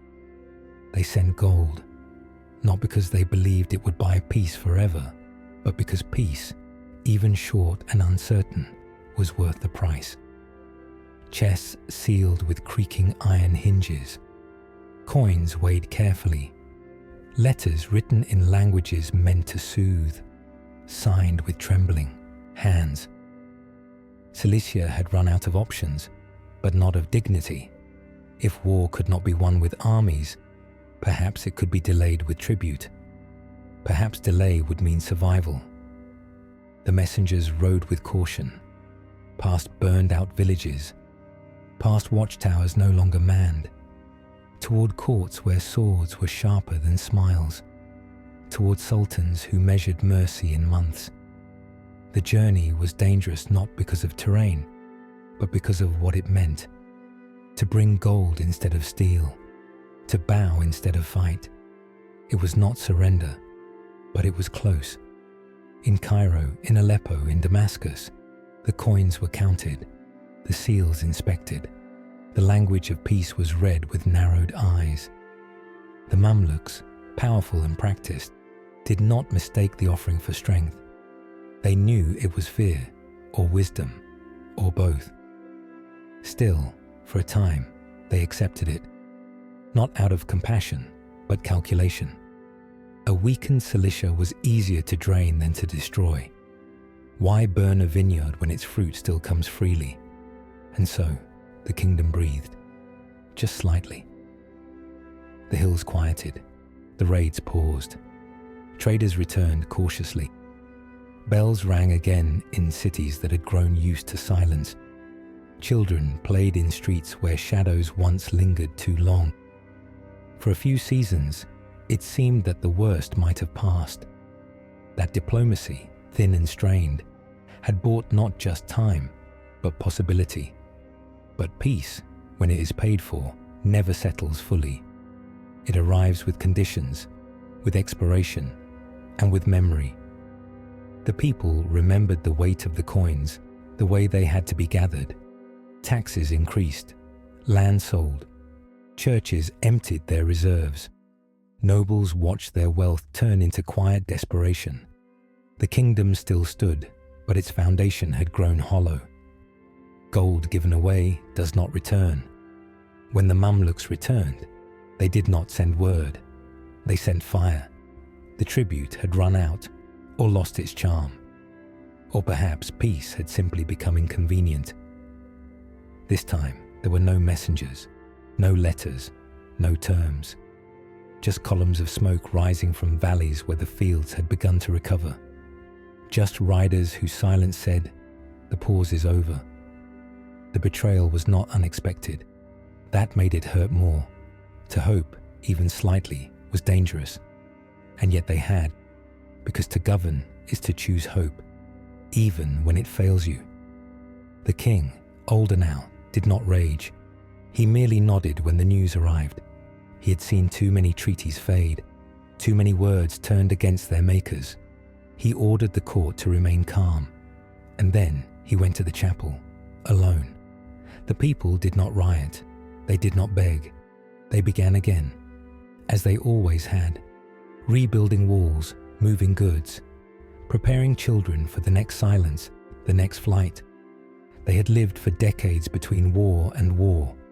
They knew the rhythm, and though it wounded them to feel it again, they did not fall. Gold for peace, peace that never came. This was not just the story of a kingdom.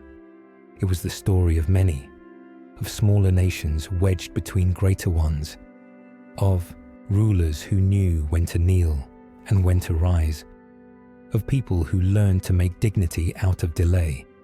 Cilicia gave much, not just in coin, but in belief. That peace could be shaped from patience, that mercy could be earned. It was not a foolish dream, only a fragile one. The sky above Cis had always stretched wide and blue, a vault over spires, gardens and markets, once filled with the scent of spice and stone-baked bread. But in the final days, the sky narrowed. Smoke softened its colour. Ash touched its edges. The siege of Cis did not begin with a roar. It arrived like a shadow that had always been walking toward the city. The kingdom had known it would come, but knowing did not soften the blow. The Mamluks were patient. They had watched for years. They understood the cracks in Cilicia's walls, not just the ones carved in stone, but in spirit. They came not in haste, but with precision. Scouts moved first, surrounding the city with a net that tightened week by week.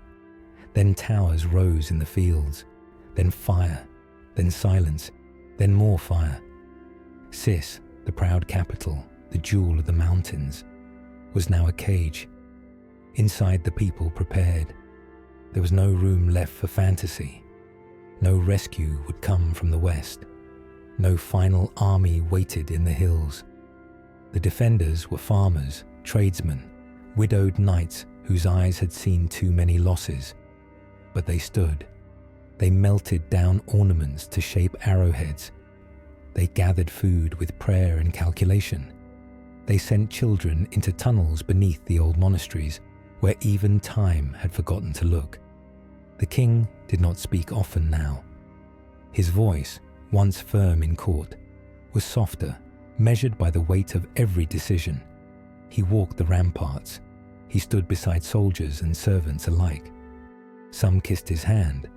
Some only watched. There was no longer distance between ruler and ruled, only common fate. He asked for the banners to be raised higher, not for the enemy to see, but so that his people might look up and remember what they were. The siege grew tighter. Water ran low. Bread turned coarse. Disease whispered through alleyways. Still, the city did not fall.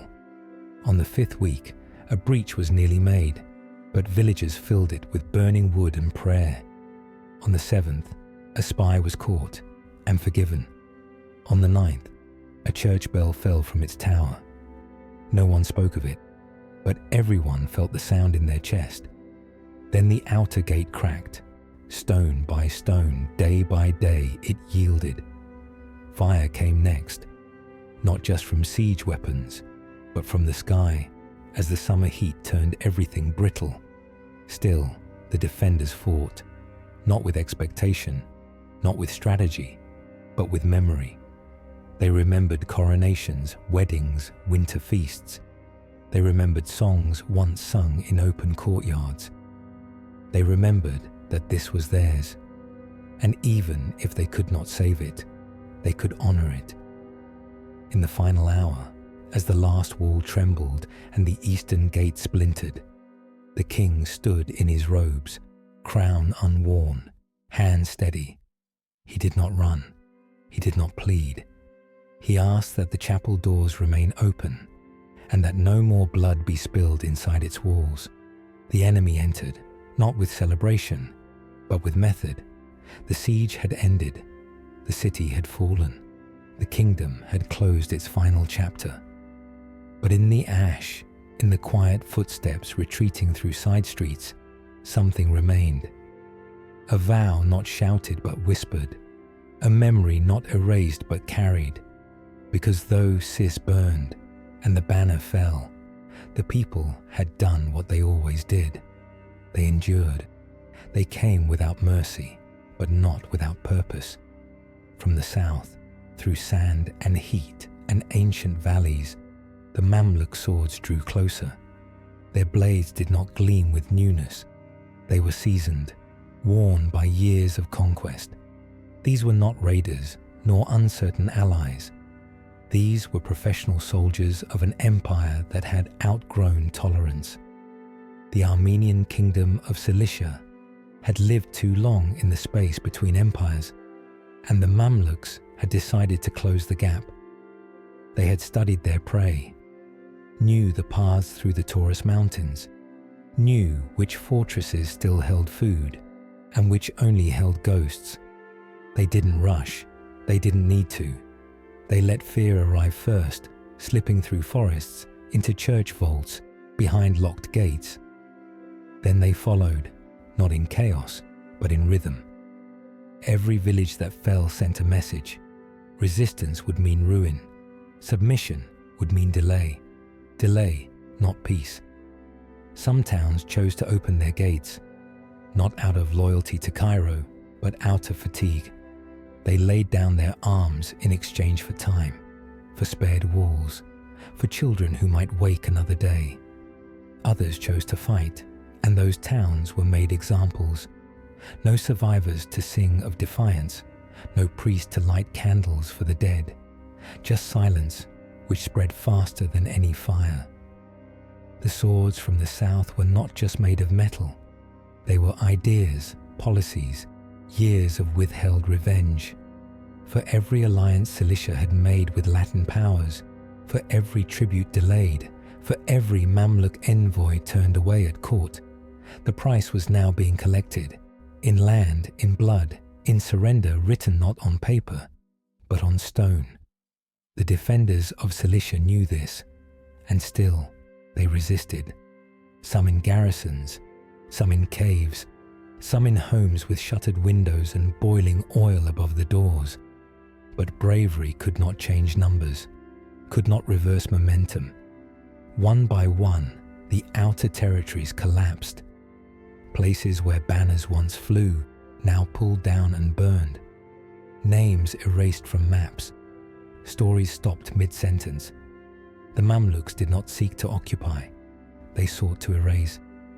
This was not annexation. It was conclusion. The Armenian Kingdom had represented a memory of Christian strength in a land where it no longer had weight. That memory was being replaced with script carved in Arabic, with towers rebuilt in new styles, with rhythms no longer aligned to Rome or Edessa or Antioch. The southern tide reached the rivers, then the hills, then the lower slopes beneath Cis. Scouts returned with drawings, notes, counts of cattle and grain. They knew exactly what remained of Cilicia's strength, and they knew it would not be enough.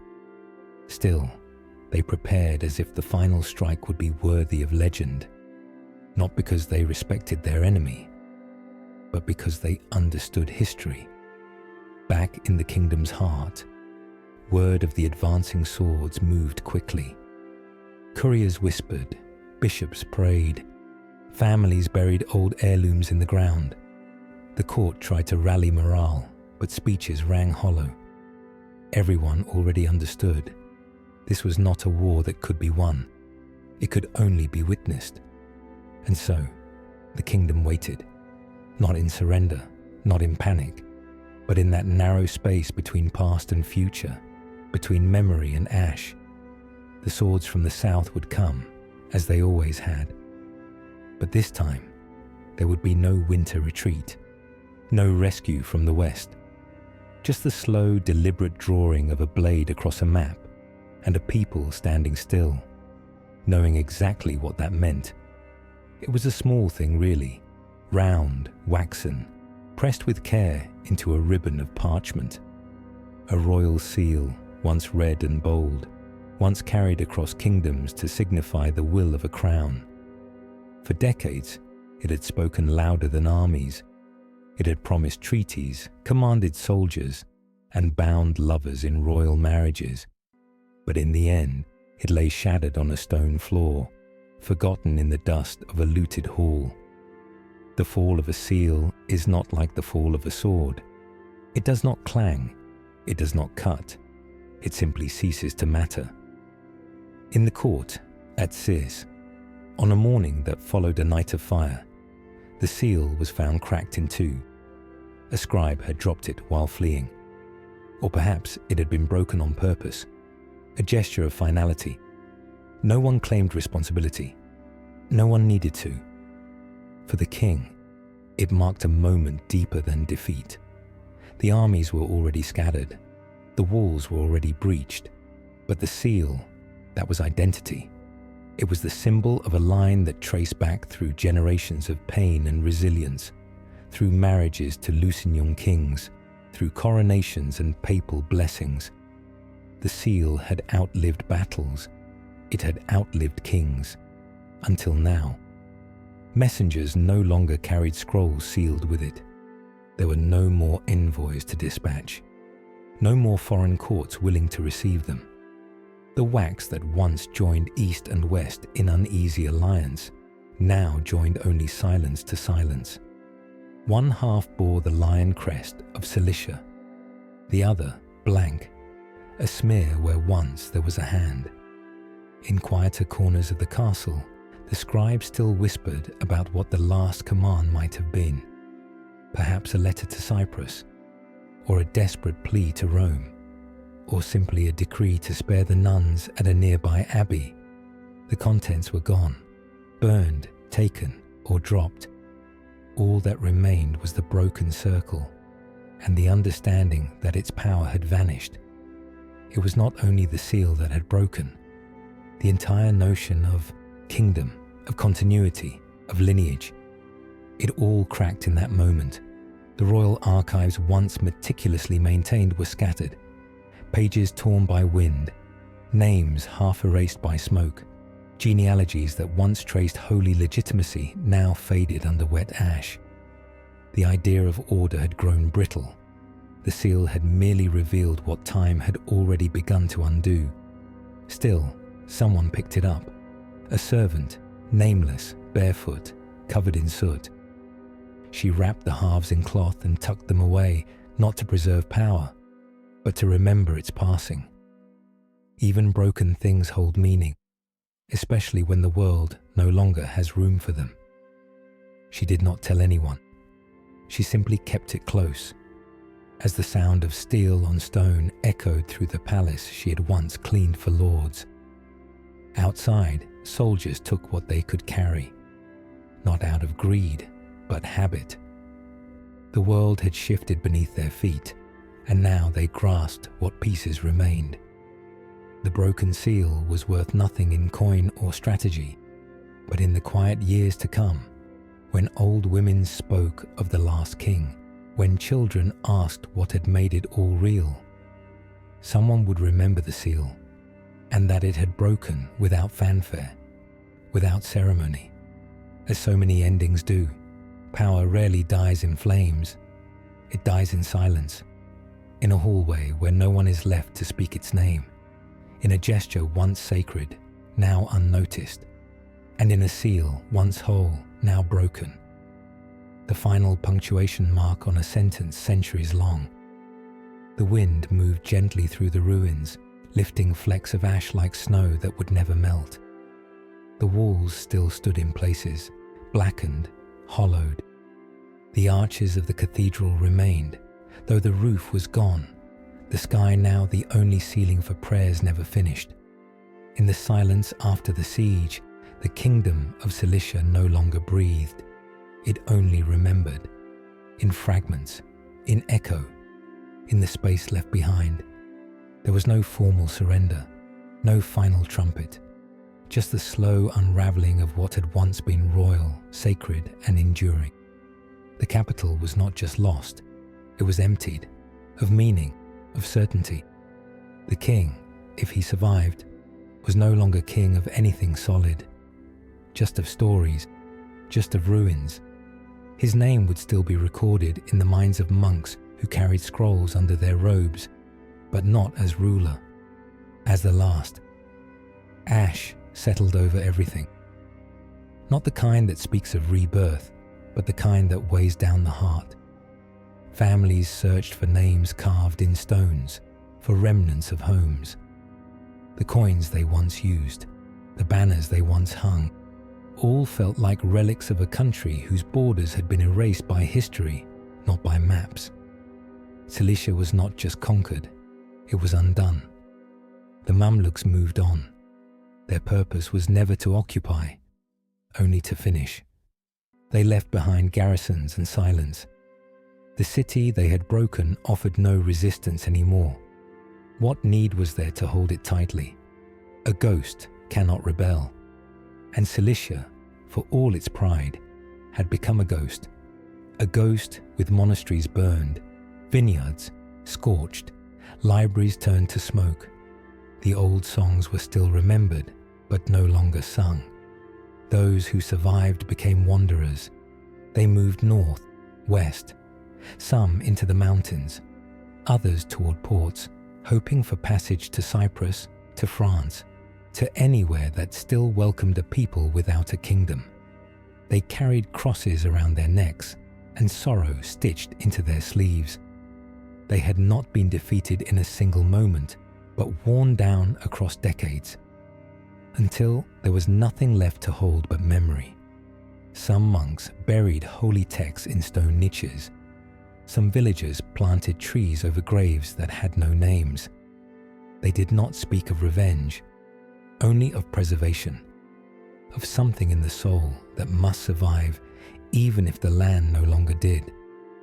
The Armenian Kingdom of Cilicia would live on, not in armies, not in gold, not in borders, but in the way a people carried its silence forward. There were no chronicles written immediately. Only much later did the world take note. A footnote here, a mention there. That small Christian kingdom between empires, that flicker between Byzantium and Islam, that dream of autonomy in a world shaped by conquest. Some remembered it as a shield, others as a stubborn hope. But to those who had walked its stone roads, who had bowed in its chapels and fought on its walls, it was more than that. It had been home. The ashes remained for years, and in them, if one looked closely, lay the shape of a crown not worn, a sword not drawn, a seal not used. The final truths of a kingdom are never told by those who won, but by those who remember what it cost to lose. Cilicia did not fall in pride. It fell in fatigue, in isolation, in being too far from friends and too close to fire. But in its fall, it gave something lasting. The idea that even in the smallest places, under siege from the largest powers, a people could rise, build, dream, and endure, if only for a time. And that time, no matter how brief, still mattered. It did not end with a sword or a scream. The lineage that had once traced itself proudly through kings, barons, and marriages sewn into the fabric of distant courts simply thinned, like a thread unraveling at its end, pulled gently until nothing held. The fall of Cilicia's royal line was not a spectacle. It was a quiet yielding to time, pressure, and absence. Once, a coronation had gathered nobles from Europe and Armenia alike. Now, the crown sat unworn, its weight no longer needed. The last king did not die in a blaze of resistance. He died in exile, in a place where his title meant little and his past even less. He walked through foreign corridors with steps no longer followed. His court, once alive with petitions, banquets, and holy rites, became a handful of loyal shadows. Scribes, monks, a few soldiers who had nothing left to serve but memory. The world did not pause for him. Cyprus moved on. Rome turned toward new battles. Armenia's heart had moved east, and the crown became a symbol of a chapter. No, one wanted to reopen. His children, if any survived, grew up in homes that were borrowed. They married into families that remembered glory dimly. They carried names that once opened doors, but now required explanation. A prince of nothing, a princess of a forgotten hill. They learned to live not as rulers, but as symbols, sometimes welcome, sometimes awkward, always distant from the soil that once named them. The monks who tended to the family's records began copying their chronicles again, but this time as preservation, not proclamation. They knew there would be no return, only the duty to remember, to write the names in steady hands, to mark the dates, to preserve a flame too faint to warm, but too sacred to extinguish. In script dark as soot, they recorded the end of a line with the same care as its beginning.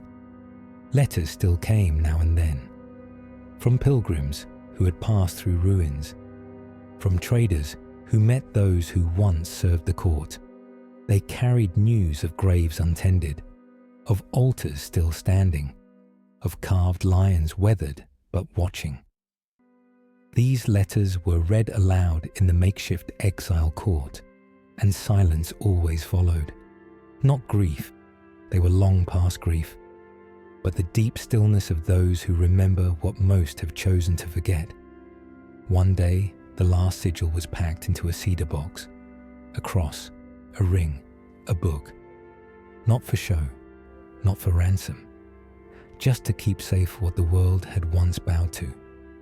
These objects no longer carried the weight of a throne, only the tenderness of loss. They were passed quietly from hand to hand until they reached a church whose walls had never known war.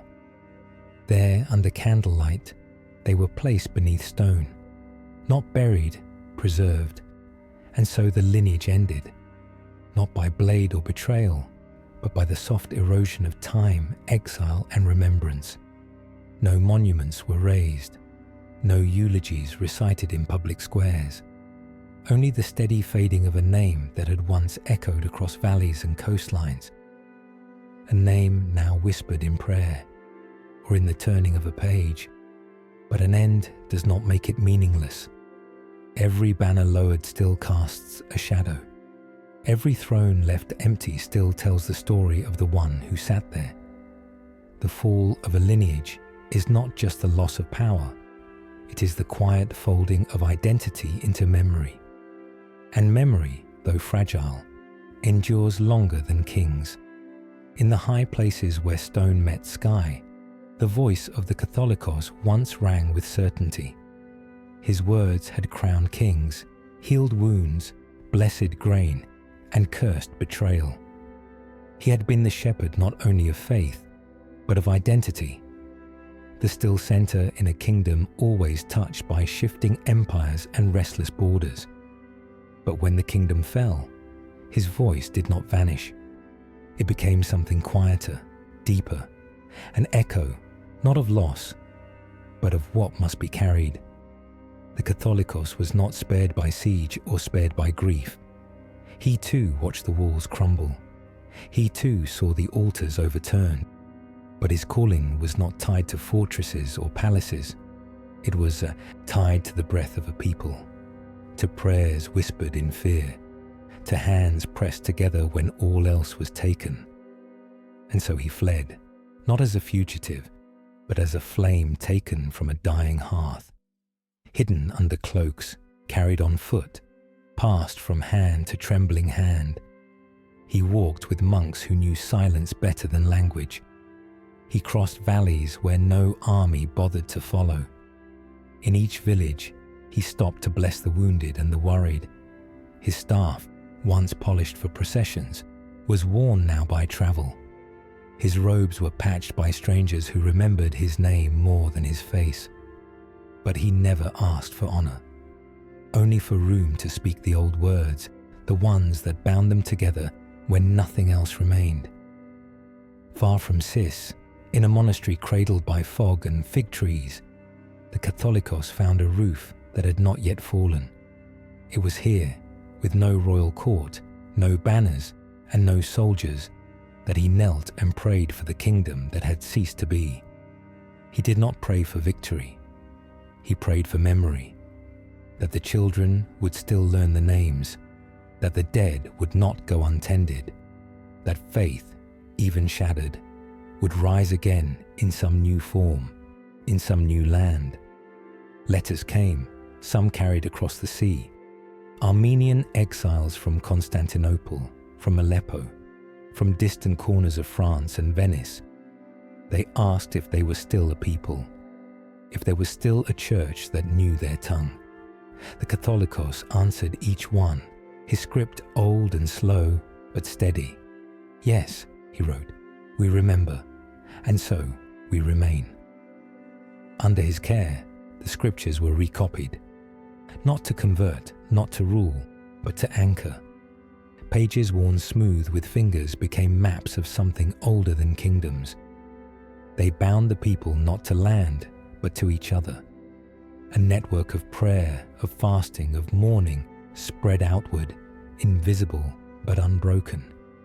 His voice no longer called down thrones, but it lifted hearts. When he died, they wrapped him in simple cloth. No crown, no sarcophagus, only the smell of incense and the hands of those who would carry on what he had guarded. A younger monk took the staff. The line of Catholicoi would continue, not in palaces, but in stone rooms where candles burned against the dark. Their flock was now scattered, but every whisper of their tongue was a reunion. The fall of the kingdom had been sudden. The fall of the church was slower, softer, but never complete, because the echo of the Catholicos had learned to live inside the voice of the people, in lullabies, in weddings, in funerals under foreign skies. Where there was breath, there was still Armenia. Where there was faith, there was still home. They left quietly, some with shoes still wet from the rivers they had crossed, some with soil from Cilicia tucked into cloth pouches hidden at their waists. They did not leave as soldiers, nor as exiles in triumph. They left as survivors. Families with nothing but names, widows carrying the last letters of husbands who had died behind monastery walls, children too young to know why the wind now smelled different. The fall of the kingdom had shattered more than stone. It scattered a people across the edges of the world. To the west, they drifted towards Cyprus and the ports of southern Europe. The ships took them not as guests, but as cargo, sold passage in coin or labor. They landed in Venetian harbors, in the shadowed alleys of Marseille, in forgotten corners of the crusader world, now faded themselves. There they became weavers, bakers, scribes. They formed quiet enclaves, places where Armenian was still spoken softly in morning prayer, where the scent of lentils and garlic still clung to doorways. They wore black, not just for mourning, but because it did not draw attention. To the north, others climbed through passes into Anatolia, clinging to hope that cousins or distant lords might offer protection. They found more war, more suspicion, but a few mountain monasteries opened their doors, and from there the first books of Cilicia were copied again, not as state records, but as laments. The stories of the kings were written as if they had already passed into legend, and in a way they had. Some turned east to Persia and beyond. Traders who had once passed through Cilician roads now carried families with them, in the shadows of caravans, between bales of silk and jars of honey. In these eastern places, Armenians built churches of stone when they could, but more often they carved crosses into the walls of their homes. They did not ask for privilege, only for time. Time to begin again, without forgetting what had been lost. In every direction, the diaspora took shape not as a single road, but as a scattering, like seeds thrown by wind. They did not organize, did not appoint leaders, but somehow, across miles and decades, they remained connected. A bishop would travel from Aleppo to Ancona and find the same hymns sung. A child born in Krakow would learn to spell her name in the alphabet of her grandfather. The church bells rang in minor keys, and even the language began to stretch to hold new pain. There were moments when the world tried to forget them, to fold them into other nations other faiths, other causes. But something stubborn in the exiled spirit remained. Not defiant, just steady. They were not trying to recreate a kingdom, only to carry its memory forward in the way bread is passed across generations. Simple, sacred, enough. In letters written by hand and carried for weeks, they sent updates. One family safe in Rhodes, one church consecrated in Lviv, one child baptized in the old tongue. These were victories now, not battles, but continuities. To remain Armenian without a kingdom was to live inside the echo of a place that no longer existed, and yet somehow still did. Even centuries later, when the old maps faded, when no textbooks remembered Cilicia's walls, the diaspora still knew the shape of their vanished homeland. Not in coordinates, but in customs, in funerals sung by candlelight, in recipes and folktales, in the way they told their children. Once, we were a people between empires. Now, we are a people beneath stars. The air that moved through the empty halls of Cis was dry now. It carried no scent of incense, no echoes of footsteps, no rise and fall of ceremony, just wind, dust, and the soft hum of time forgetting. Where once the thrones of Cilicia stood, carved, gilded, blessed, there remained only stone floors veined with cracks, the outline of a dais, and fragments of dreams. Not dreams of conquest, dreams of belonging, of a homeland built by faith, by blood, by stubborn belief that the mountains could shelter hope. The throne room, long abandoned, was not sealed. Nature entered freely. Ivy crept across arches where banners once hung. Pigeons nested where lords once debated tribute and treaties. Rain pooled in corners where scribes once kneeled with parchment. But no ruin falls all at once. It falls slowly. First the colour fades, then the roof sighs. Then one by one the names are no longer spoken aloud. The people had already gone. The diaspora carried their memories away like glowing coals held beneath layers of linen. But in the land itself, in the dust, the silence, the hollowed stones, something of the kingdom still lingered, not as presence, but as absence. A deep, sacred void where something once mattered. Pilgrims would still come, not many, a few. Walking softly through corridors where kings once paced, they would touch the walls with reverence. They would not speak. Some would cry. The thrones were never found, not in full. Perhaps they had been broken for firewood during the siege, or carted away as trophies by victors who didn't understand what they carried. Perhaps they still lay buried beneath the soil, waiting for the world to ask about them again. Or perhaps they had never been real thrones at all, only seats made powerful by the belief of those who knelt before them. Archaeologists would later come. They would measure, dig, map. They would find coins stamped with forgotten faces, shards of glass from coloured windows, bits of weaponry fused with earth. They would speak of dynasties, invasions, architecture, but they would not find the sound of a voice raised in council. They would not find the stillness of a crown being lifted onto a bowed head. They would not find the soul of a kingdom in soil samples. And yet, the thrones, though vanished, were not entirely lost, because each generation that remembered Cilicia remembered not only the battles, but the quiet hours of governance, the calm, the rituals, the weight of rule balanced against the will to endure. In homes far from the Taurus mountains, children sat at kitchen tables and listened to stories of kings who wore not only gold, but sorrow. Queens who knew diplomacy better than any sword.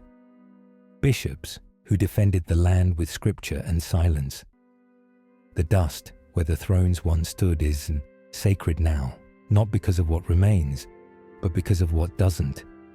It marks the place where power was once used not to dominate, but to preserve, to protect a people, a culture, a fragile spark of identity between empires that often forgot how small nations break. In the end, the kingdom fell. The thrones were taken or broken. But what they stood for, the idea that a people could survive through language, through prayer, through community, that survived. The dust is not just dust. It is memory, ground down. The floor where kings once ruled is now the floor where the past waits patiently to be remembered.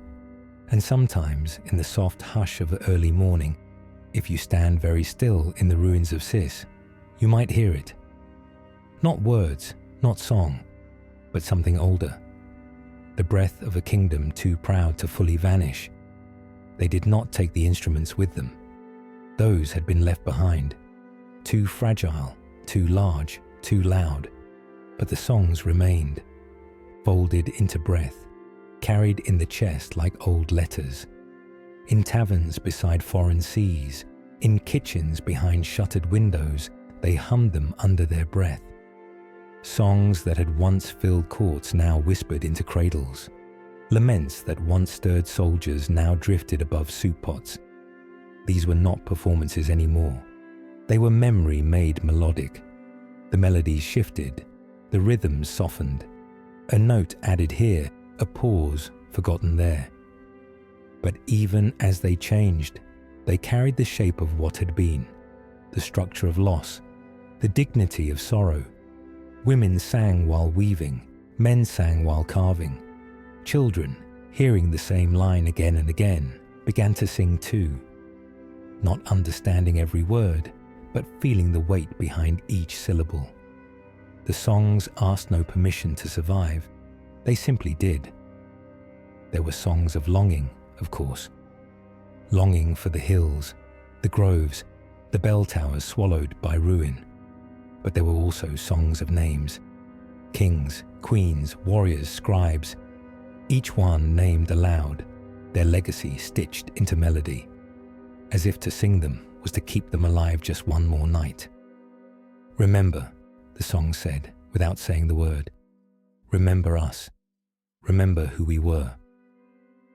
In the years after the fall, travelers noted this music. Armenians, they said, had a way of singing that seemed older than the words themselves. Mournful, but proud. Soft, but unyielding. As if the song knew it might be the last thing left. Instruments returned slowly. The duduk, shaped from apricot wood, breathed low and deep, a sound that felt like fog rolling through memory. The kanun and the oud joined again, not in palaces, but in cellars and sanctuaries. The songs didn't sell well in foreign markets. They weren't written for applause. They were written for survival, for stitching grief into something bearable, for shaping identity when citizenship meant nothing. In the corners of larger cities, musicians began to gather. They played for each other, for weddings that still used the old, prayers, for funerals that still walked the same steps. And through music, the shape of Cilicia lived again, not on any map, but in vibration and voice. There was one song passed from mother to daughter that spoke of a white stone church on a hill. No one remembered the church's name, but everyone knew the last line. We will return, if only in song. It became a lullaby, a vow, a quiet resistance. Some scholars would later trace its rhythm to liturgies sung in Cis. Others argued it was newer, written in exile. But in truth, it did not matter. The song was both. In exile, music became more than art. It was archive. It was embassy. When words failed or were forbidden, melody could still pass through walls. It could sit beside grief without rushing it. It could bloom in silence. Songs were not written down, not for a long time. They lived in memory. A mother might forget her own birthday. but not the harmonies her grandmother sang during the hard winter in Aleppo. A boy might not know the history of kings, but he knew how the tune dropped slightly on the name of Levon. These songs were not about rebuilding the kingdom. They were about keeping it close, inside the chest, near the ribs, where the ache could breathe but not break. And every time the melody rose, so did the memory of a mountain, of a crown, of a silence once filled with prayer and promise. The night was always the safest time, not because it promised peace, but because it offered shadow. And in those long hours between moonrise and morning, the most precious cargo of a fallen kingdom moved.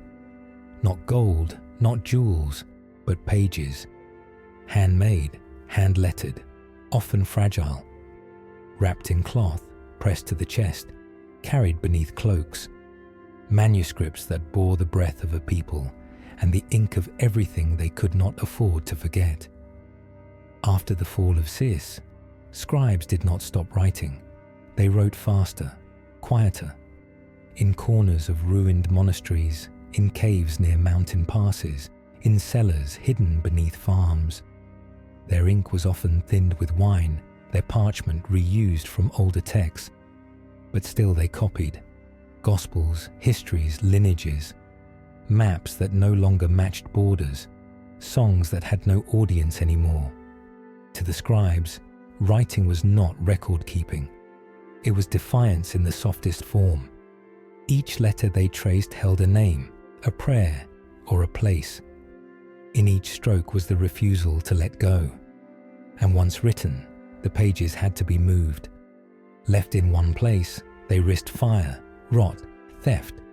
So they were handed from one village to the next, from priest to merchant, from widow to wandering student. Some were sewn into saddle linings, some hidden beneath altar stones. Others smuggled west, across deserts, through cities that barely knew their names, to Venice, to Vienna, to places where the air smelled of different histories. Many were lost, burned by raiders, buried in landslides, eaten by insects, but some survived, enough to tell a story not only of what the Armenian Kingdom of Cilicia had been, but of what its people chose to protect when they had nothing left. Each surviving manuscript is not only a window to the past, it is a record of risk, of nights when someone lit a candle not to pray, but to copy one more verse before the soldiers came. In these candlelit hours, generations met. The hand that copied the Book of Levon might never meet the boy who would read it 200 years later in a faraway seminary. But through the curve of each letter, they were bound, across time, across ruin, across silence. Some scribes wrote margins full of questions. Who will read this? Where will they be? Some didn't write their names at all, only dates and small prayers for the safety of the reader. There were stories of entire families lost, but for one book they had passed down. Stories of bishops who chose a scroll over a sword, of orphans who guarded texts they could not yet read, and always the candle, the flame that flickered beside each page. It was not large, but it was enough. It warmed the hands that wrote. It kept the ink from freezing. It reminded them that even in the collapse, they were still illuminating something. Centuries later, these manuscripts would arrive in libraries, in museums, in universities. Scholars would marvel at the artistry, the binding, the script. They would note the influence of both East and West, the flourishes borrowed from Byzantium, the flourishes gifted to Rome. But few would speak of the journey, of the nights on foot, of the whispers passed with parchment, of the fear wrapped into the cloth that carried these pages between worlds. To smuggle a manuscript was to say, this matters, even when kingdoms fall, even when our names are forgotten. This matters, not because it is old, but because it was loved, because it was protected, because someone chose to carry it through fire rather than leave it behind. In the silence that followed collapse, memory became the only form of resistance that could not be silenced. Without armies, without thrones, without even the soil of their kingdom beneath their feet, the people of Cilicia turned inward, and from that quiet place, they refused to forget. They remembered not with banners or proclamations, but with ritual, with the way bread was broken, with the order of prayer, with the stories told on nights when the wind outside sounded too much like the footsteps of the past. Memory became a weapon that harmed no one but refused to die. It was in the way elders sat at the head of the table and recited the names of cities that no longer stood. Anazarbus, Tarsus, sister, each name spoken softly, with reverence, as if speaking it might summon its shadow back into being. Children memorized these names not because they were useful, but because they were sacred. To know where you came from was to keep part of it alive, even if you never saw it. In villages built far from Cilicia, the people still lit candles for saints whose churches had fallen centuries before. They stitched patterns into cloth that matched the tilework of vanished cathedrals. They fasted on days that no longer appeared on any calendar but were remembered anyway. And when questioned, "Why do you still observe this?" they would answer simply, "Because we are still here." This insistence on remembering was not always celebrated. In some places, it drew suspicion. In others, pity. Why live in the past? Outsiders would ask. But the people of Cilicia did not live in the past. They carried it, the way one carries the memory of a parent long gone. Not out of pain, but out of gratitude. Memory was not a prison. It was a mirror. It showed them who they were, even when the world tried to make them something else. There were no statues raised to the kings of Cilicia in the years after the fall, but in the minds of their descendants, those kings were still seated, still deciding, still praying. The memory of their rule was not about glory, it was about care. A time when Armenian law was written in Armenian hands, when Armenian lives were shaped by Armenian hopes. That memory, fragile and flickering, became the compass by which generations walked forward. Artists painted with echoes. Poets wrote in voices not their own. And every now and then, someone would dream of Cis, not in ruin, but whole. Its towers gold lit in morning sun. Its bells calling not soldiers, but worship. In these dreams, the city was not lost. It was waiting. And so they remembered. In lullabies, in needlework, in the way they arranged stones at the edge of a garden. Each act a small defiance, a quiet answer to the violence that had tried to erase them. To remember was to say, you did not take everything. You could not. What lived in the heart, in the marrow, in the hush before a prayer. That was beyond the reach of sword and fire. Empires had risen and fallen. Borders had shifted like sand. But memory held. It was the soft, steady flame in a world of winds. The one light no conqueror could blow out. And when new generations were born, far from the mountains, speaking new tongues, the elders told them stories not to chain them to history, but to give them roots. We were once a kingdom, they would say. But more than that, we were a people, and we are still a people, because we remember. They became a people without borders, not by choice, but by survival. When the last stones of Cis had cooled and the banners were burned or buried, they did not disappear. They scattered across deserts and forests, over mountains and oceans. The lines that once held their kingdom together had been erased by war and decree. But the people themselves, They moved like light through cracks. They settled where they could. They worked. They wept. They built lives from memory, and memory from lives. Without a flag, they carried their identity in smaller ways, in the way they crossed themselves, from right to left. In the letters of their alphabet, still carved carefully by candlelight. In the food they placed on the table, dolma, lavash, lamb stewed with apricots, dishes older than the borders around them. To eat together was to remember together. Every bite a thread woven back to a place they could not return to, but never left completely. In cities like Aleppo, Cairo, and Lviv, neighborhoods formed without design.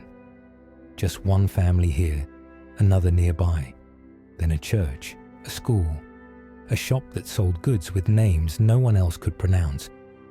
They did not demand space. They created it, quietly, consistently, sometimes welcomed, sometimes watched, but always there. And with them came their language, not loud, not dominant, but persistent.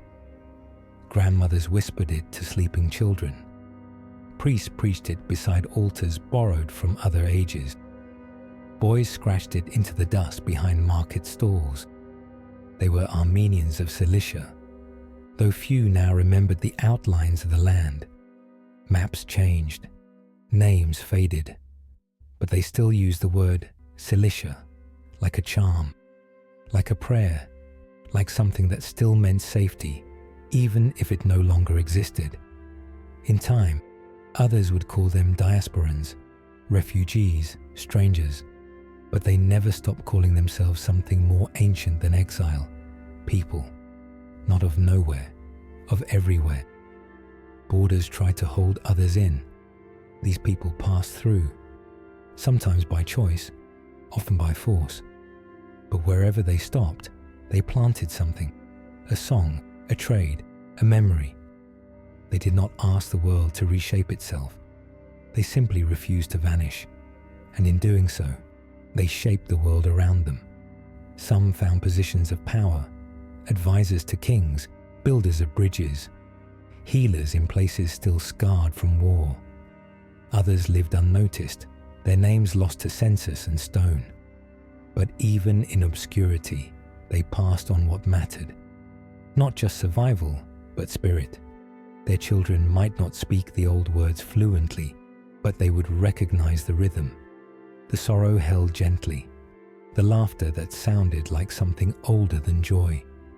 In the quiet of night, when these scattered people looked at stars above unfamiliar roofs, they whispered stories of a sea that met a mountain, of a church made from pale stone, of a crown once given with both sword and psalm. They did not long for empire. They longed for the feeling of belonging that empire had once wrapped around them like wool. And even without borders, they knew this. Belonging does not need lines drawn in dirt. It needs memory. And memory was something they had in abundance. So they taught, they gave, they endured. And in doing so, they became more than a people without a country. They became a country carried in people, a homeland stitched into hearts, invisible, indivisible, not found on any map, but unmistakable once known. A place you enter not with a passport, but with a story, with a prayer, with a name remembered. The mountains did not move. They never had. Through all the fires, all the crowns placed and removed, all the cities built and undone, the Taurus range stood silent, watching, waiting.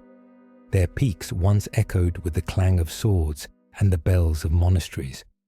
Now there was only wind, and yet they remembered, in the shape of ruined stones half swallowed by earth, in the outline of a road that no longer led anywhere, in the soft indent where a church had once knelt skyward, offering incense and song to a god whose name still lingered in the soil. To those who return, and some still do, The mountains speak without sound. A pilgrim standing among fallen walls might feel it. A heaviness in the chest, a knowing in the bones. This was where it happened. This was where they lived and ruled and prayed. This was where the kingdom of Cilicia had bloomed like a brief, fierce flame between forces too vast to hold off forever. And though the fire is long gone, the heat remains, not in temperature, but in memory, in longing, in reverence. Shepherds still lead flocks across the same paths once walked by warriors. Children still gather herbs from hills once mapped by scribes. Time has shifted everything, but not erased it. A doorway without a house. A slab with a cross still etched. A field where coins are found after the rains. The mountains have kept these things, not because they were asked to, but because they were there and they do not forget. And those who descend from the people of Cilicia, wherever they live now, however distant their lives may be, carry that same stillness, that same watching.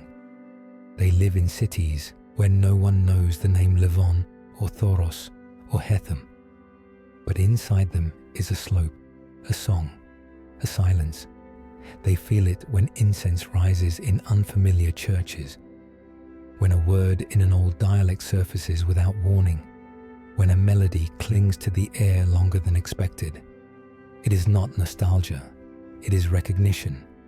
What remains after the fire is not just ruin, it is shape, the space where something once stood, the echo that defines what was once spoken. It is not a monument, it is a trace, and traces, when followed, do not vanish.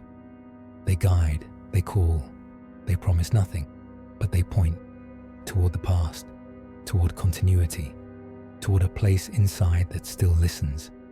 Scholars may catalogue what was lost, kings defeated, churches levelled, manuscripts scattered, but those lists miss what cannot be measured. The way a people carry memory as quietly as a pulse, as surely as a breath. The mountains know this, and they remain, no longer witnesses to empire, but to endurance, no longer battlegrounds, but testaments. Sometimes someone will sit among the stones and whisper a prayer in a language no one speaks around them. Just a few words, not even aloud, and the wind will answer, not with voice, but with presence, a feeling that this place remembers them too, that it sees, that it forgives, that it holds what they cannot carry alone. No border surrounds Cilicia now, but the mountains still do. They are the last walls, the last protectors, the last listeners, and in their quiet strength, something of the kingdom remains, not in power, but in peace, not in dominance, but in devotion. And so the story does not end in ash, it ends in earth, in breath, in footsteps that return, in voices that rise softly centuries later to say, we are still here, we are still listening, we are still remembering. They lie beneath vines and dust now, ghost cities, once proud and alive, now folded into the hills like old thoughts. Their stones are warm by day, cold by night, but always quiet. These were cities that sang, with bells, with markets, with the voices of children and kings alike. Anazarbus, Sis, Vaca, Tarsus. Their names still echo in records, but not in the air around them. The wind moves through empty archways. The grass grows where councils once gathered. These cities have become stories with no one left to tell them aloud. Walk among their ruins and time begins to unravel. Steps crunch over mosaics faded to bone. A corner of carved column lies half buried, its design softened by centuries of rain. The arches still arch. The stairs still climb. But they lead to nothing now. Roofs are gone, ceilings too. Only the foundations remain, as if the land itself remembers where each life once stood. Some call these places relics, others call them scars. But to those who know, truly know, they are neither. They are mirrors. Ghost cities are not haunted by the dead. They are haunted by the living who left them, not once in some dramatic flight, but slowly, in waves, one family at a time. A priest who locked the church and didn't return. A baker who gave away his last loaves. A child who whispered goodbye to the fig tree outside her window. The buildings did not collapse from war alone. They collapsed from absence, from a silence too deep to echo. And yet, in the hollow of these places, something breathes, a low, patient breath. Stones do not forget the weight of hands that shaped them. Courtyards do not forget the footsteps that pass daily. The cities sleep, but they are not gone. They hold their posture, even as ivy overtakes their walls. They tilt toward the sun, as if still waiting for bells to ring. Archaeologists come sometimes. They brush dust from thresholds and record what they find. A coin, a cross, a fragment of glass colored like the sky. They publish papers and draw conclusions. But there are others, quiet visitors, who come for different reasons. Elders who walk slowly, not to study, but to remember. Artists who sit with sketchbooks and cry without knowing why. Young people who do not speak the language but feel it pulling in their chest, wordless and heavy. These cities do not demand grief. They invite reverence, not the kind that raises monuments, but the kind that stands still for a long time, just looking, seeing not just what is missing, but what remains. The curve of a doorway, the dent in a step worn smooth by centuries of use, the way the light falls at dusk, just so, across a wall no one has touched in 100 years. These are not ruins, they are reminders. Once they held power, now they hold presence. They ask nothing but to be noticed, to be visited, to be named aloud, not because it will bring them back, but because it affirms they were real, that once, on this very earth, people lived with purpose and belief. They cooked, they taught, they prayed, they built, and they endured, long enough for us to find them again and feel, for a fleeting moment, the hush of history reaching out. The ghost cities of Cilicia are not lost. They are listening. Beneath the dust, beneath the vines, beneath the forgetting, they wait for footsteps, for voices, for someone to stand among them and whisper, "I remember." In faraway churches, statues stand that once belonged to a land now folded in memory. Faces carved in soft stone, eyes looking not at the world but through it. Robes frozen mid-flow, saints with palms raised, apostles with sorrow in their posture. These figures were carried from Cilicia by hands that shook with fear or reverence, or both. Some were small enough to cradle. Others dismantled and reassembled in new sanctuaries where the language of prayer was strange, but the shape of devotion stayed the same. They stand now in France, in Italy, in forgotten corners of Central Europe, in quiet chapels beside roads where no one speaks Armenian anymore, in alcoves dimly lit by wax and filtered sunlight. Sometimes no one notices them at all, but to those who know, truly know, they are like seeing a relative's face in a crowd, a flicker of home in unfamiliar stone. The statues do not speak, but they remember, in the tilt of a shoulder, in the gentle rise of a brow, in hands held in blessing over a people they were parted from. They were never just decoration. They were guardians, witnesses, teachers in form and silence. Their presence told stories when words were banned or forgotten. And when they were carried away, some hurriedly, some ceremonially, they did not lose their purpose. They simply adapted. Parishioners who light candles beneath them now may not know the stories behind those eyes. They may not know that the sculptor once worked in a workshop above the valley of the pyramidal mountains, or that the clay for that face was taken from the banks of the Burden River. They may not know that the statue was once kissed before war, hidden during siege, lifted in mourning. But the spirit remains. The light still touches it, the same way it did in the chapels of Cis. And sometimes, when a descendant comes, a pilgrim, a child of exile, a silent visitor with more memory than language, the connection is made. A hand rests on ancient stone. Eyes fill, but no tears fall. It is not grief. It is recognition. A reunion across centuries.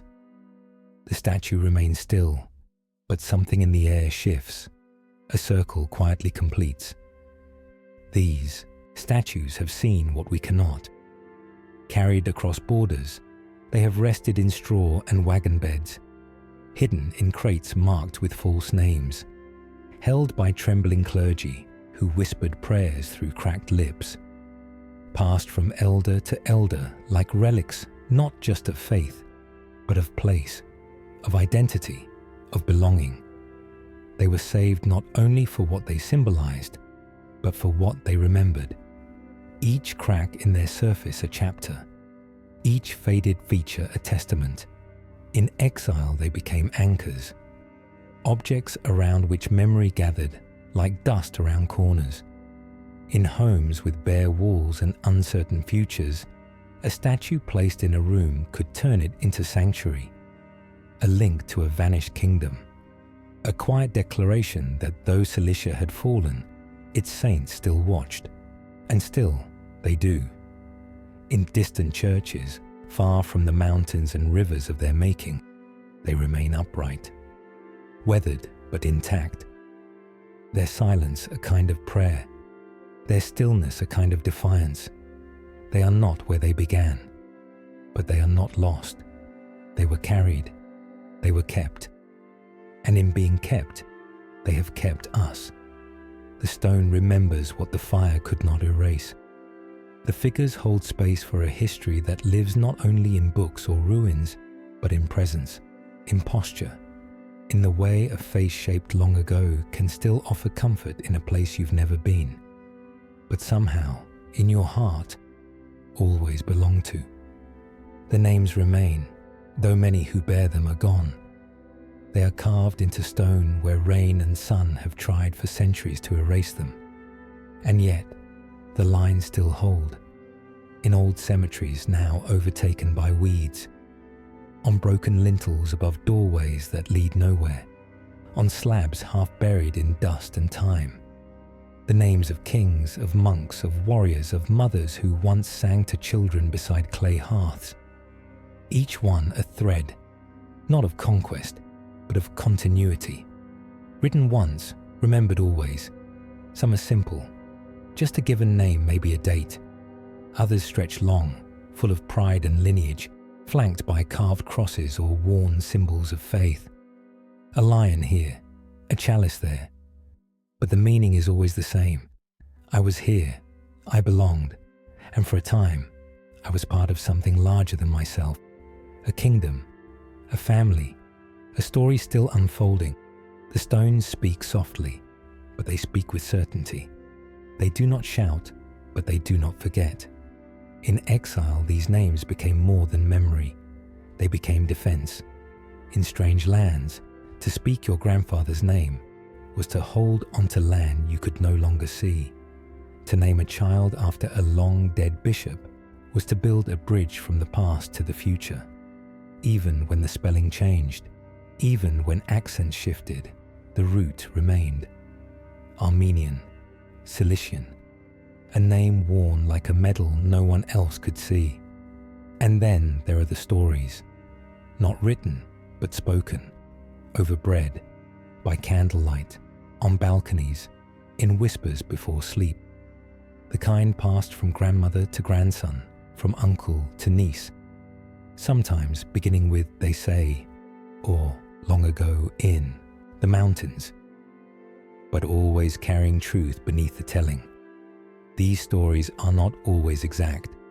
Time and distance stretch and shape them, but in each one there is a name, of a king who held the line, of a woman who saved the scrolls, of a boy who never returned but sent one last letter from the edge of war. The stories braid names into memory, and memory into identity. Even those who don't remember the full tale remember the name. Reuben, Levon, Zabel, Thoros. They appear in middle names, in old photographs, in birthday songs and funeral hymns. Sometimes, a family doesn't know why a name was given, only that it was, that it mattered, that it connected. And in that connection, something ancient breathes again. In distant archives dusty and rarely visited, more names lie sleeping in parchment and ink. Marriage records, land grants, decrees with wax seals long cracked, each one a marker of presence, a way of saying, we lived here, we governed here, we built with care and buried our dead with honor. Scholars may study them, arrange them, question their spelling. But to those whose blood flows from that soil, the names are not data, they are roots. Every time a name is spoken aloud, a piece of Cilicia flickers back into being. Not in politics, not in borders, but in the soul. It does not require agreement or approval. It only requires breath. And as long as there are voices to say those names, to whisper them into night, to teach them to the young, to write them into wedding programs or prayer books, then Cilicia is not gone. It sleeps, it waits, it remembers. The fire could consume stone, the sword could silence song, but a name once carried in love cannot be erased. It can be lost for a time, forgotten by many, but not by all. And when it returns, it brings with it the whole world that once shaped it. Mountains, rivers, stories, home,